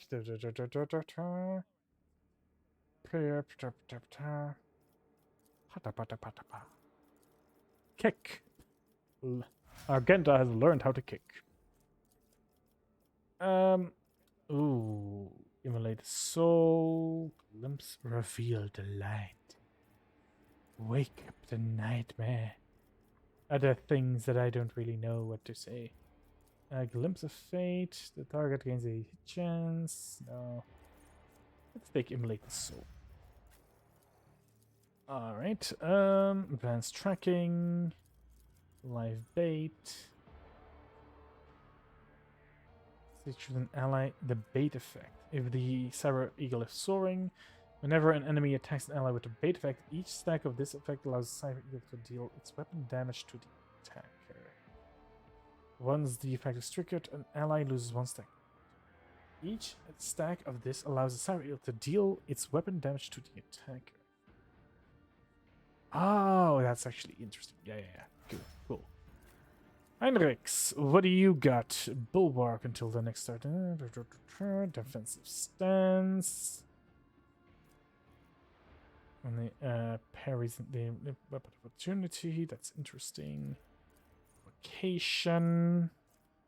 Or I can maybe look. I can now do incinerate. Target suffers double the damage of ignite, psych powers, and half of the fire damage of all burning targets within line of sight. Or the molten beam. Double the damage of ignite to all creatures within a. If an enemy's power to 0, it regains the warp burn effect. Warp burn. During 11 damage to the target at the end of turn. Ooh. You know what? Sure. Sounds like fun. Don't really plan to use you more, but here, take. Wait, double slug. Ooh, nice. Okay, let's get the fuck out right now.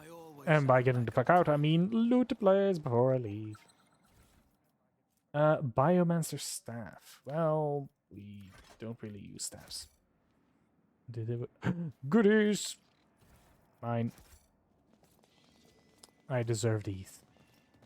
I deserve all of them. Alright, stupid knights. What do you got for me? Is it more swords and shields? What's this? A heavy maul. And a hardened shield. I don't need a maul. Oh wait, did I not take them? I think I didn't take them. Yeah, no, I didn't take them. There we go. Alright. Anything else? Look, all of the goodies. I always keep my options All of the goodies. What do you actually had? You'd never even attacked. Cruel Fate, two-handed ranged weapon. A sniper rifle. Ooh. You know what? I know how to I'll take have to risks. take a look and see if Elit can use that. Alright, back to the void ship.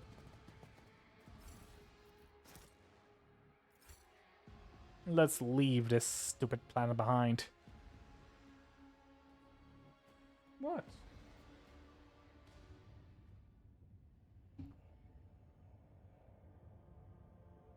Alright, so. Thessera is now... I don't fucking know. Is it part of my... It is not. So I do not have Thessera as my... Well, this system sucks. Let's leave. And never come back. Dear God, what? Who thought this was a good idea? Why do we put planets into medieval mode? Lord Captain, your astropath received a message from Achilles Candelaris on Dragones. He closely studied the data from the incursion on Phoebus 6, including a mention of the Xenos lead. He promised to direct the effort of his aides to identify those enemies of humanity so their location can be determined. Master Scalandra is also reporting that the Drukhari are getting ready for more attacks on your territory. Information from his aides continue to arrive. And Achilles will personally report to you for the moment the target of the upcoming waves becomes clear. Drukhari excel at catching their opponents off guard. There will be little time to mount a response. According to Master Scalander, your personal participation in the defense would be best strategy, given the circumstances. Lord Captain, this is Helmsman Rever. The crew is grumbling again, but they have a right reason this time. Our analytics system have gone totally bonkers. The Red Roams, tech priests are blaming the anger of the machine spirits. Allegedly, this is how they profess their displeasure at the crew not being worshipful. We have largely managed to stabilize the output of the augurs and aspects across the ship, but you should know that there is something awfully sketchy about the machines these days. I can confirm, Lord Captain. The vessel's analytic systems were behaving incorrectly for a time. The Cogiter could not produce a statistical data and display meaningful numerics combinations instead. The augurs failed to correctly analyze matter and mistook solids for liquids and vice versa. Thanks to the tech priest's efforts, standard operation of the ship's mechanism has been restored, still registering sporadic reports of similar malfunctions, but we should now be able to handle it. Right. Chart new routes. Okay, it's just over there. Fine. The Janus project has been completed. Troubling news is right from Janus, your worship. While digging an irrigation ditch, works found Xeno obelisks made of unknown material. It was delivered to the laboratory and subjected to a number of tests, one of which caused reaction. The obelisk generated a low frequency vibration, and the events that followed were catastrophic. A series of anomalies were recorded on the Epsilon 2 Majoris region. It is almost like Janus itself is fighting us there. Many logistical chains have been disturbed. The only people who visit the uncontrolled territory are the wretches fleeing deeper into the region, in greater and greater numbers. The observers report strange fires in the sky at night, completely imperceptible to augurs. Okay. The Adeptus Mechanicus recommend we fence off the afflicted area. According to their hypothesis, this anomaly is the world's attempt at self-recovery, and therefore should be studied, not interrupted. Okay, so we will get Promethium and weapons by eliminating everything in the region. And then scouts, we get people. And if we isolate, okay, what exactly is happening there? Vegetation demonstrates a remarkable ability to grow wild. Took plants only 2 days to overrun the agri-complexes in the region. Distinct species of local megafauna were spotted in the newly formed jungle, aggressive and acting in unnatural cohesion. And how were the wretches involved? We do not know, as if they are all received a signal telling them to abandon their work and rush into the afflicted territory. Some were stopped by the watchmen appointed by your order.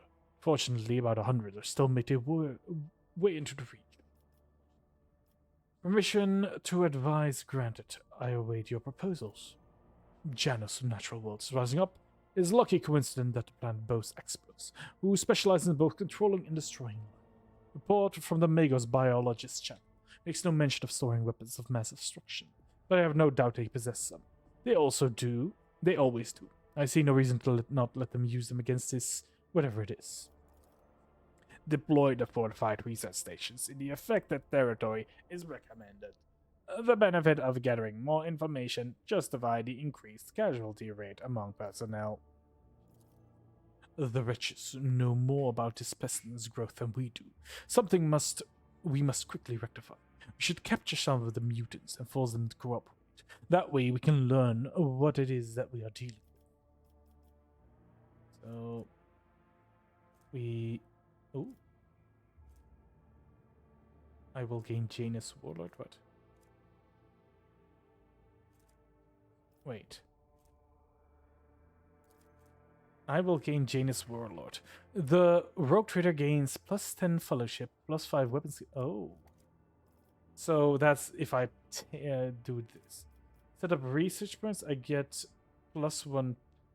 All that. Oh no, this is required. Okay. I get the Audacity of Janus. Torpedo tubes capable of firing 4 Eldari sonic torpedoes with 22 damage warheads. Or I can get the Blessing of the Warp Spider. Whenever the wearer kills an enemy or scores a critical hit, they gain plus 2 movements. Oof.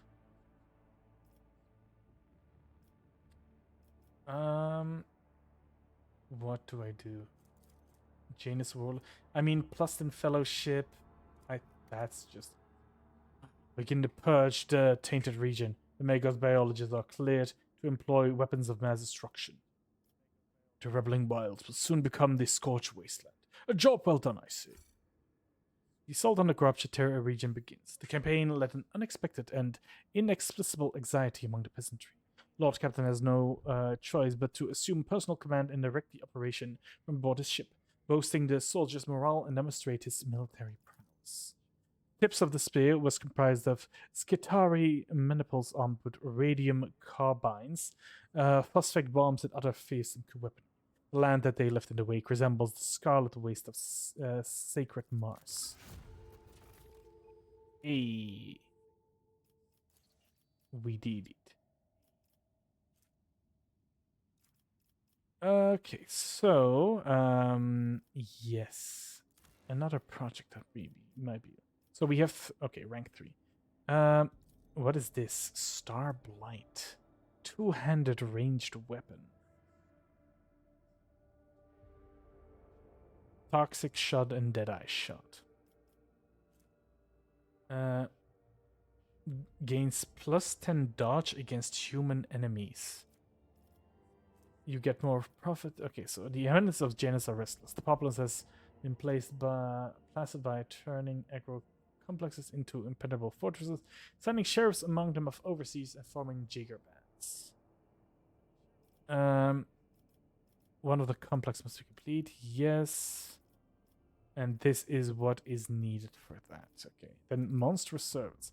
Inhabitants of Janus are restless. The Adeptus Mechanicus are ready to run experiments on these serfs that will turn them into obedient, battle-ready genetic defense. I don't like this. Yes, this is interesting, but and then Xeno defense. Following project must be completed. Dark Sages. Dark Sages.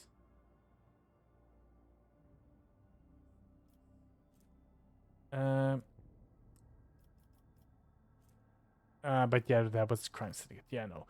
Let's do this one. I like the Punisher thing. We also get more profit. We get more security here as well. We execute this one. And I think that's... Oh! Colony Reward. Complete Imperium. Plus 2 efficiency. I get ship components, jewelry, as well as all of this. Nice. Wait, that was Dragonus, which means we can have another project. Genetic Mercy. We get more people. Ionoclad, security and compliance. Which is something we could definitely use. Doctorate of Rationality, that's for Dogmatic. Hallucinatory Chemotherapy, Heretic, Schools, plus 2 efficiency for the entire world. Master Raider. Nah. I think I'm going to do this. Get more people, become ironclad. The genetic purges will be stopped. This world needs working hands. Start with this. You're still working. You can't do anything until we get this one for that. Yes. All right, we've been... Have we been in here? No, we have not.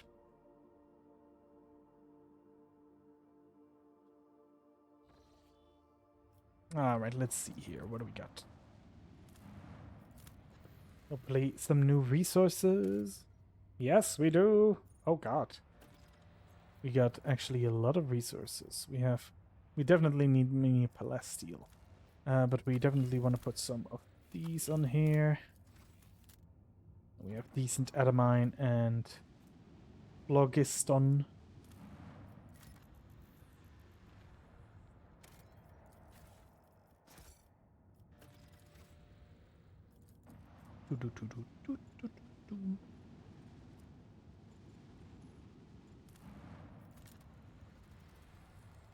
And oh, that's only one. I'm not gonna waste an extractor on one.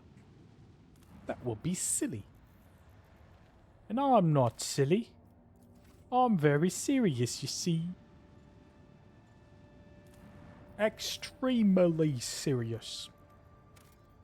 Oh. Tiny colony is buried in an enormous jawing pit. The edges of its civilization certainly barely visible even from the shuttle. Explore it. The settlement was destroyed from when the ground swelled up under it. The forlorn bones of dead colonists are strewn among the rubble. On the edge of the crater, the scouts discover a tunnel entrance. Apparently, there's an explosion in the cavities beneath the town, whose unsuspected people fell instantly into the chasm that opened up as a result. Near its gaping maw is a shuttle, overturned and blackened by the blast, forever motionless. Investigate the tunnel. Oh? I found...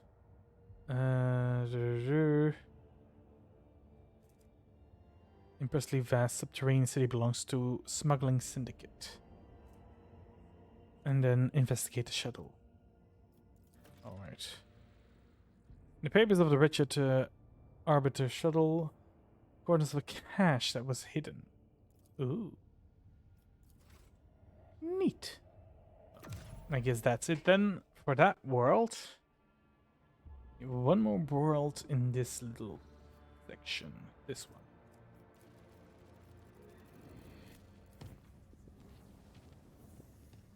Hello.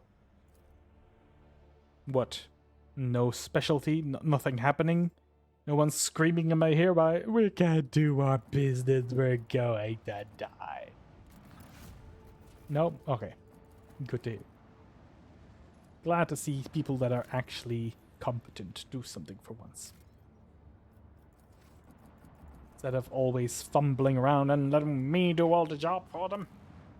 I swear to God, sometimes these people... Right, well. Enemies of humanity. Well, that's ominous. Surely they can't be that bad. Xenotech. Oh, I'm putting an extractor there. Okay. Now I definitely need more palasteel.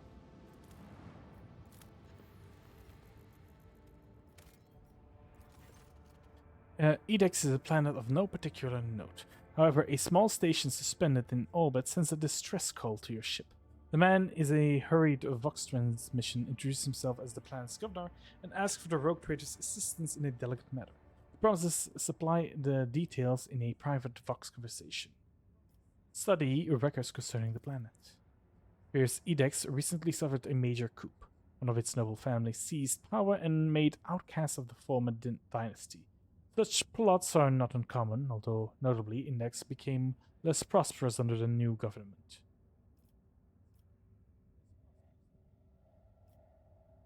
Demands that he will have formal talks with you if he has nothing to hide. The governor's transmission is interrupted by an official request from the planet. Edex authorities are claiming that the person who just contacted you is a member of a heretical sect of nobles who has escaped from the warden's custody. The planet's government is asking, in the name of the Imperium, that the traitor be eliminated at once. Perhaps the Index government may recall Rudello, the man who put in charge of Thacera. Rudello used to be the member of Index ruling dynasty before being sent away by his own family. The government is wary of Rudello due to his rumored involvement in heresy in some form. He's a member of the ruling dynasty. Okay, so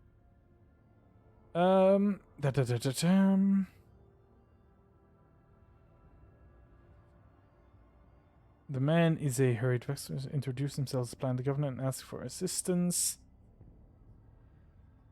The government is to interrupt by an official request from the planet. Edict's authorities are claiming that the person who just contacted you is a member of the heretical sect of nobles who escaped. Alright, strike at the governor palace with macrocals. Whoever was the planet's official ruler has been reduced to less than a servo skull's material. Hey, heretic trophies. The governor on station sends you his tearful thanks, along with his generous gifts. I now will strike the station as well. The station fire remains adorned the sky of Idex. Whoever was on there will no longer be ruling anything again. The ringing silence on the Vox channels indicate that Idex is, as of now, devoid of any planetary authority. Good. Alright, enemies of humanity, prepare to die.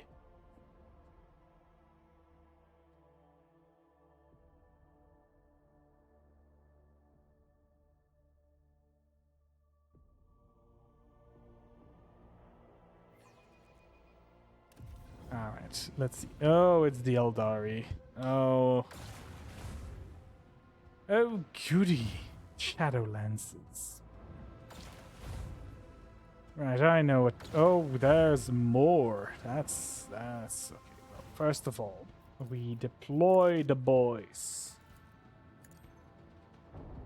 Secondly, ramming speed.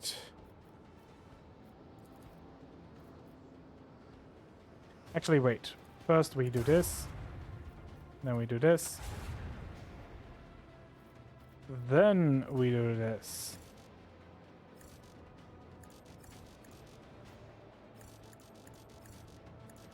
What the? What do you mean target's still in? Well, that's stupid.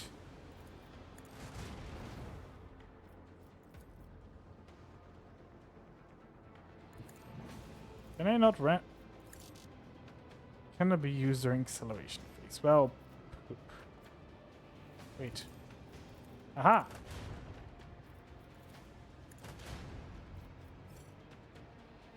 Oh wait, so I must end my turn. Cool. Let's see if I can do anything about those smaller ones. Yep, yes I can.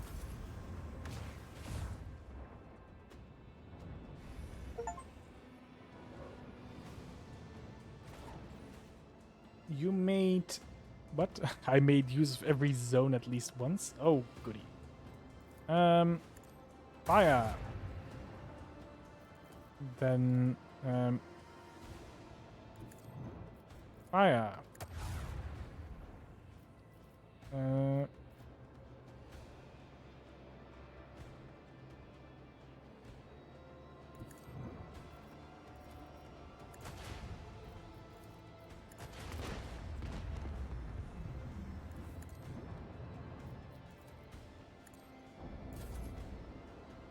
Move over here, shoot them down, turn it around. There we go.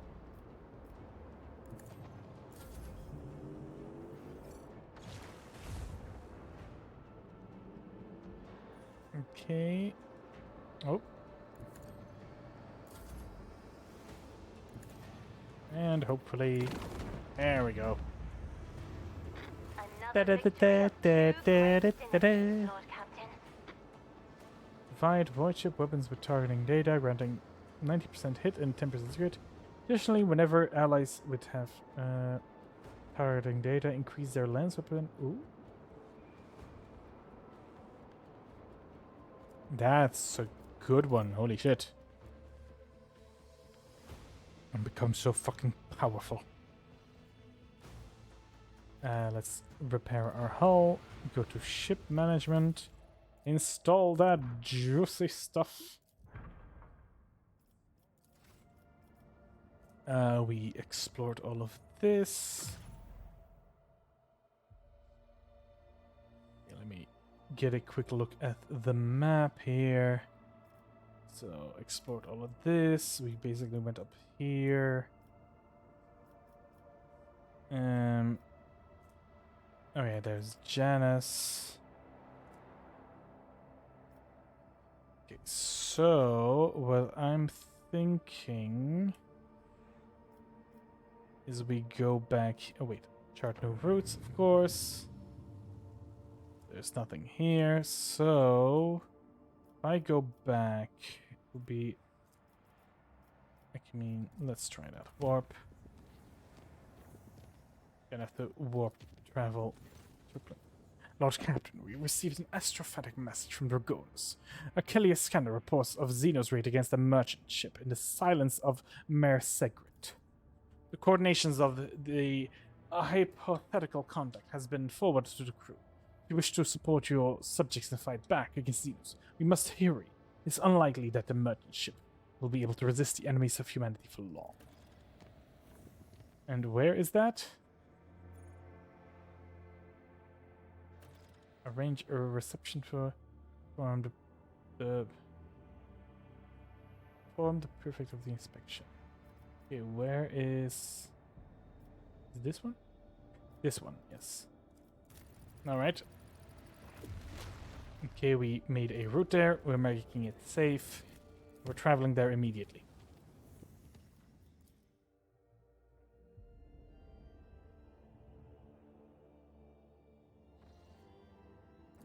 Go! Kill the Drukari. Promethium, Flores. Oh, there was Palasteel there too. Maybe I should get that one afterwards.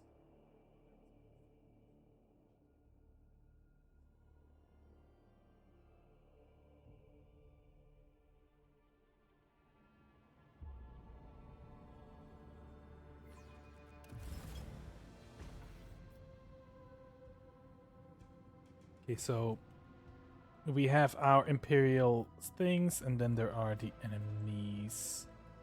Yes, okay, well.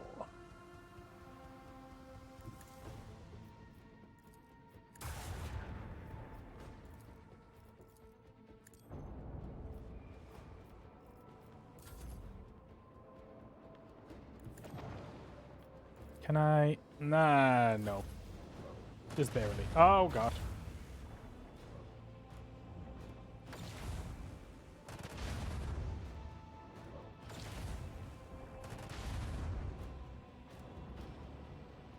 Oh, Lord. Oh, Jesus. Okay, first of all, we turn to this. We shoot. We shoot again. We place our mini guys.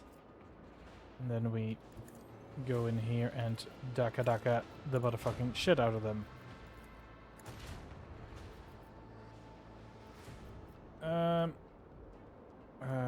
Let's not do that, but let's do this. Very good. Same with you. Outstanding. Outstanding. Very good, very good. Excellent.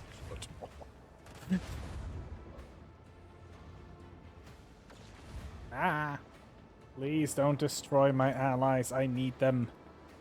Where am I? Where am I going? Who are you? Ah. Where? No. Can I? I can't move anymore. This is bad. They are going. Wait. One hop this time. And zap. Let's put some tornadoes here down here as well. I can wait. I can do a void jump, and then I can do attack. Ah, that did not do as much as I had hoped. But I can do this. Oh fuck yeah! Okay, one down. My interceptors need to get ready. Ah, no. Okay, he's attacking me. That's good. That's good. That's good. I need to make a full 120. Good. I can attack you.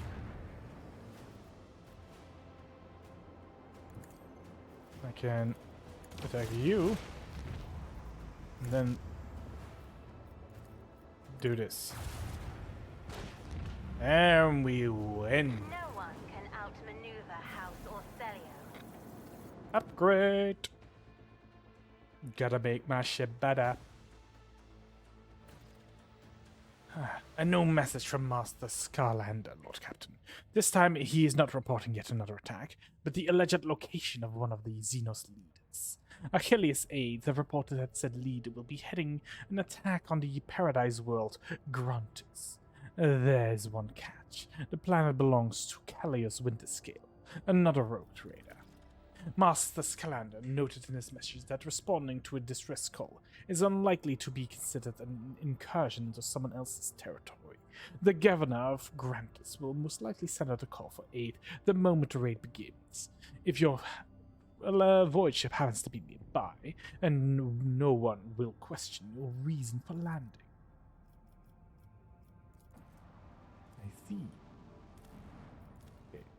I'm gonna put one here just because we are getting dangerously low on Palestine. Alright. Yeah, okay, so where is that planet?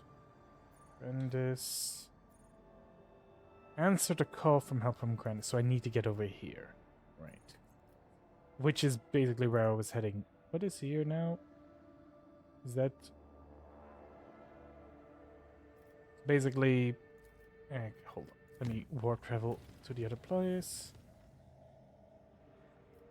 Like, usually it says, hey, there's something happening here, but this one does not. Ah. Oh well. Let's actually contracts. Oh, I can complete some contracts. Raise to the top. Expense, and I get more chemicals.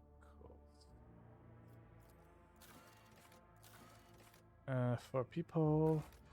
Okay, so I can basically trade around resources. I can. Right now, I have I have 10 of these. I can pay 4 to get 5 chemical and 5 people, which I think I'm gonna do.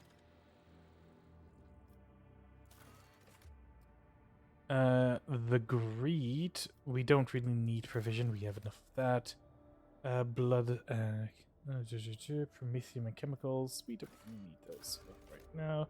Provision for compliances, yes, let's do that. Make everything more compliance. Omnisize anger, if we get, wait. Oh, wait, let's do that. Oh, but wait, I also need... I'm thinking here. Okay, with more preface, we get more planet. That's interesting.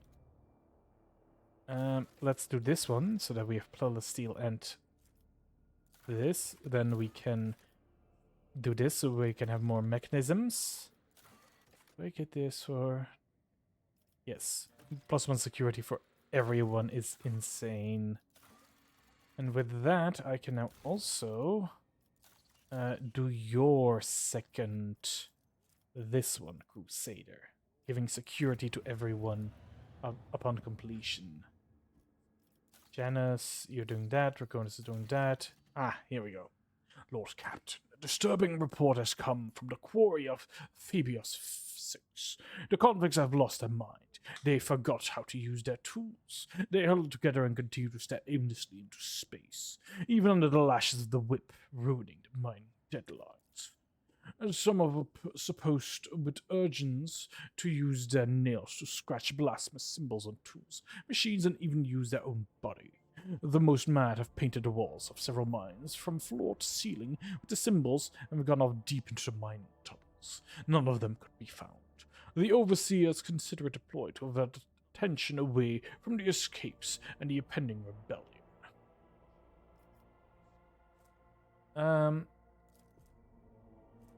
All allies gain +7 logic. I get a particular trinket here. Nah. Watchdogs of Phoebos. Harsh overseas starship good. Flagship gains +3 speed for the first round. Well, what are those symbols being scratched out by convicts? It's hard to say if these drawings are any sort of intelligence definition. Natural round circles connected by lines. The lines are interrupted by groups of dots.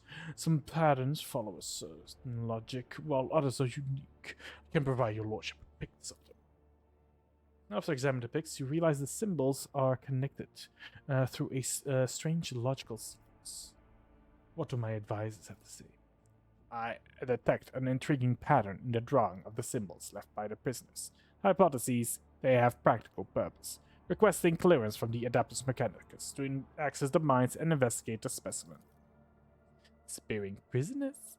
That is no point for running away from penal servitude if the entire world is a prison cell.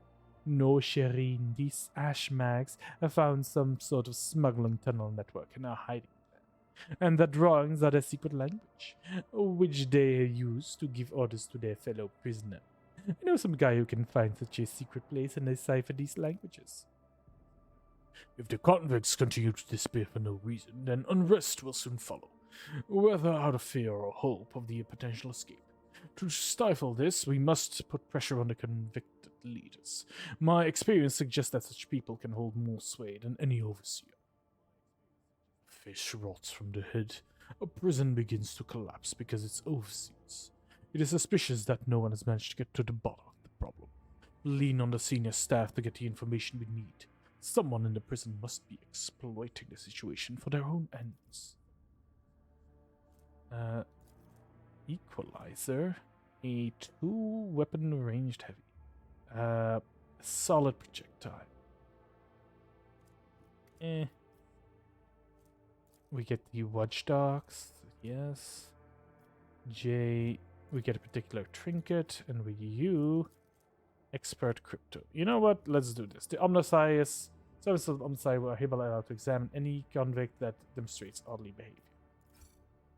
The wise servants of the Omnisci interrogated strange prisoners. They examined their brain tissue, did not reveal any mutation. These laborers, who have completely lost their utility, were granted servitorization in order to maintain production level. However, one discovery was made after all. The prisoners' drawings were too systematic. They could not be mere gibberish. The sets of repeating dashes and dots were far too similar. But it was indeed a secret code. Then, judging by its complexity and the impossibility of decoding it, its language was definitely not invented by a convict. Oh. Okay. Oh, we are out of promethium and of weapons. That's not good. We also get less. Okay, so what do we need here?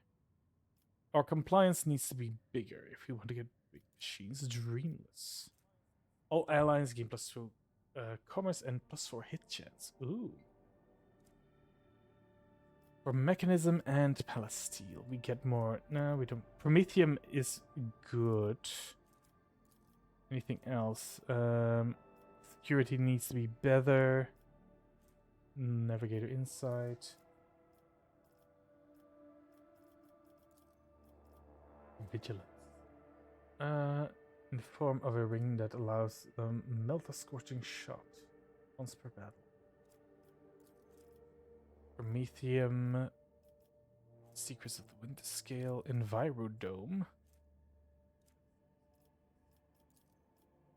Profit and efficiency. No, I think Dreamless is best because we get Promethium, which we are currently lacking.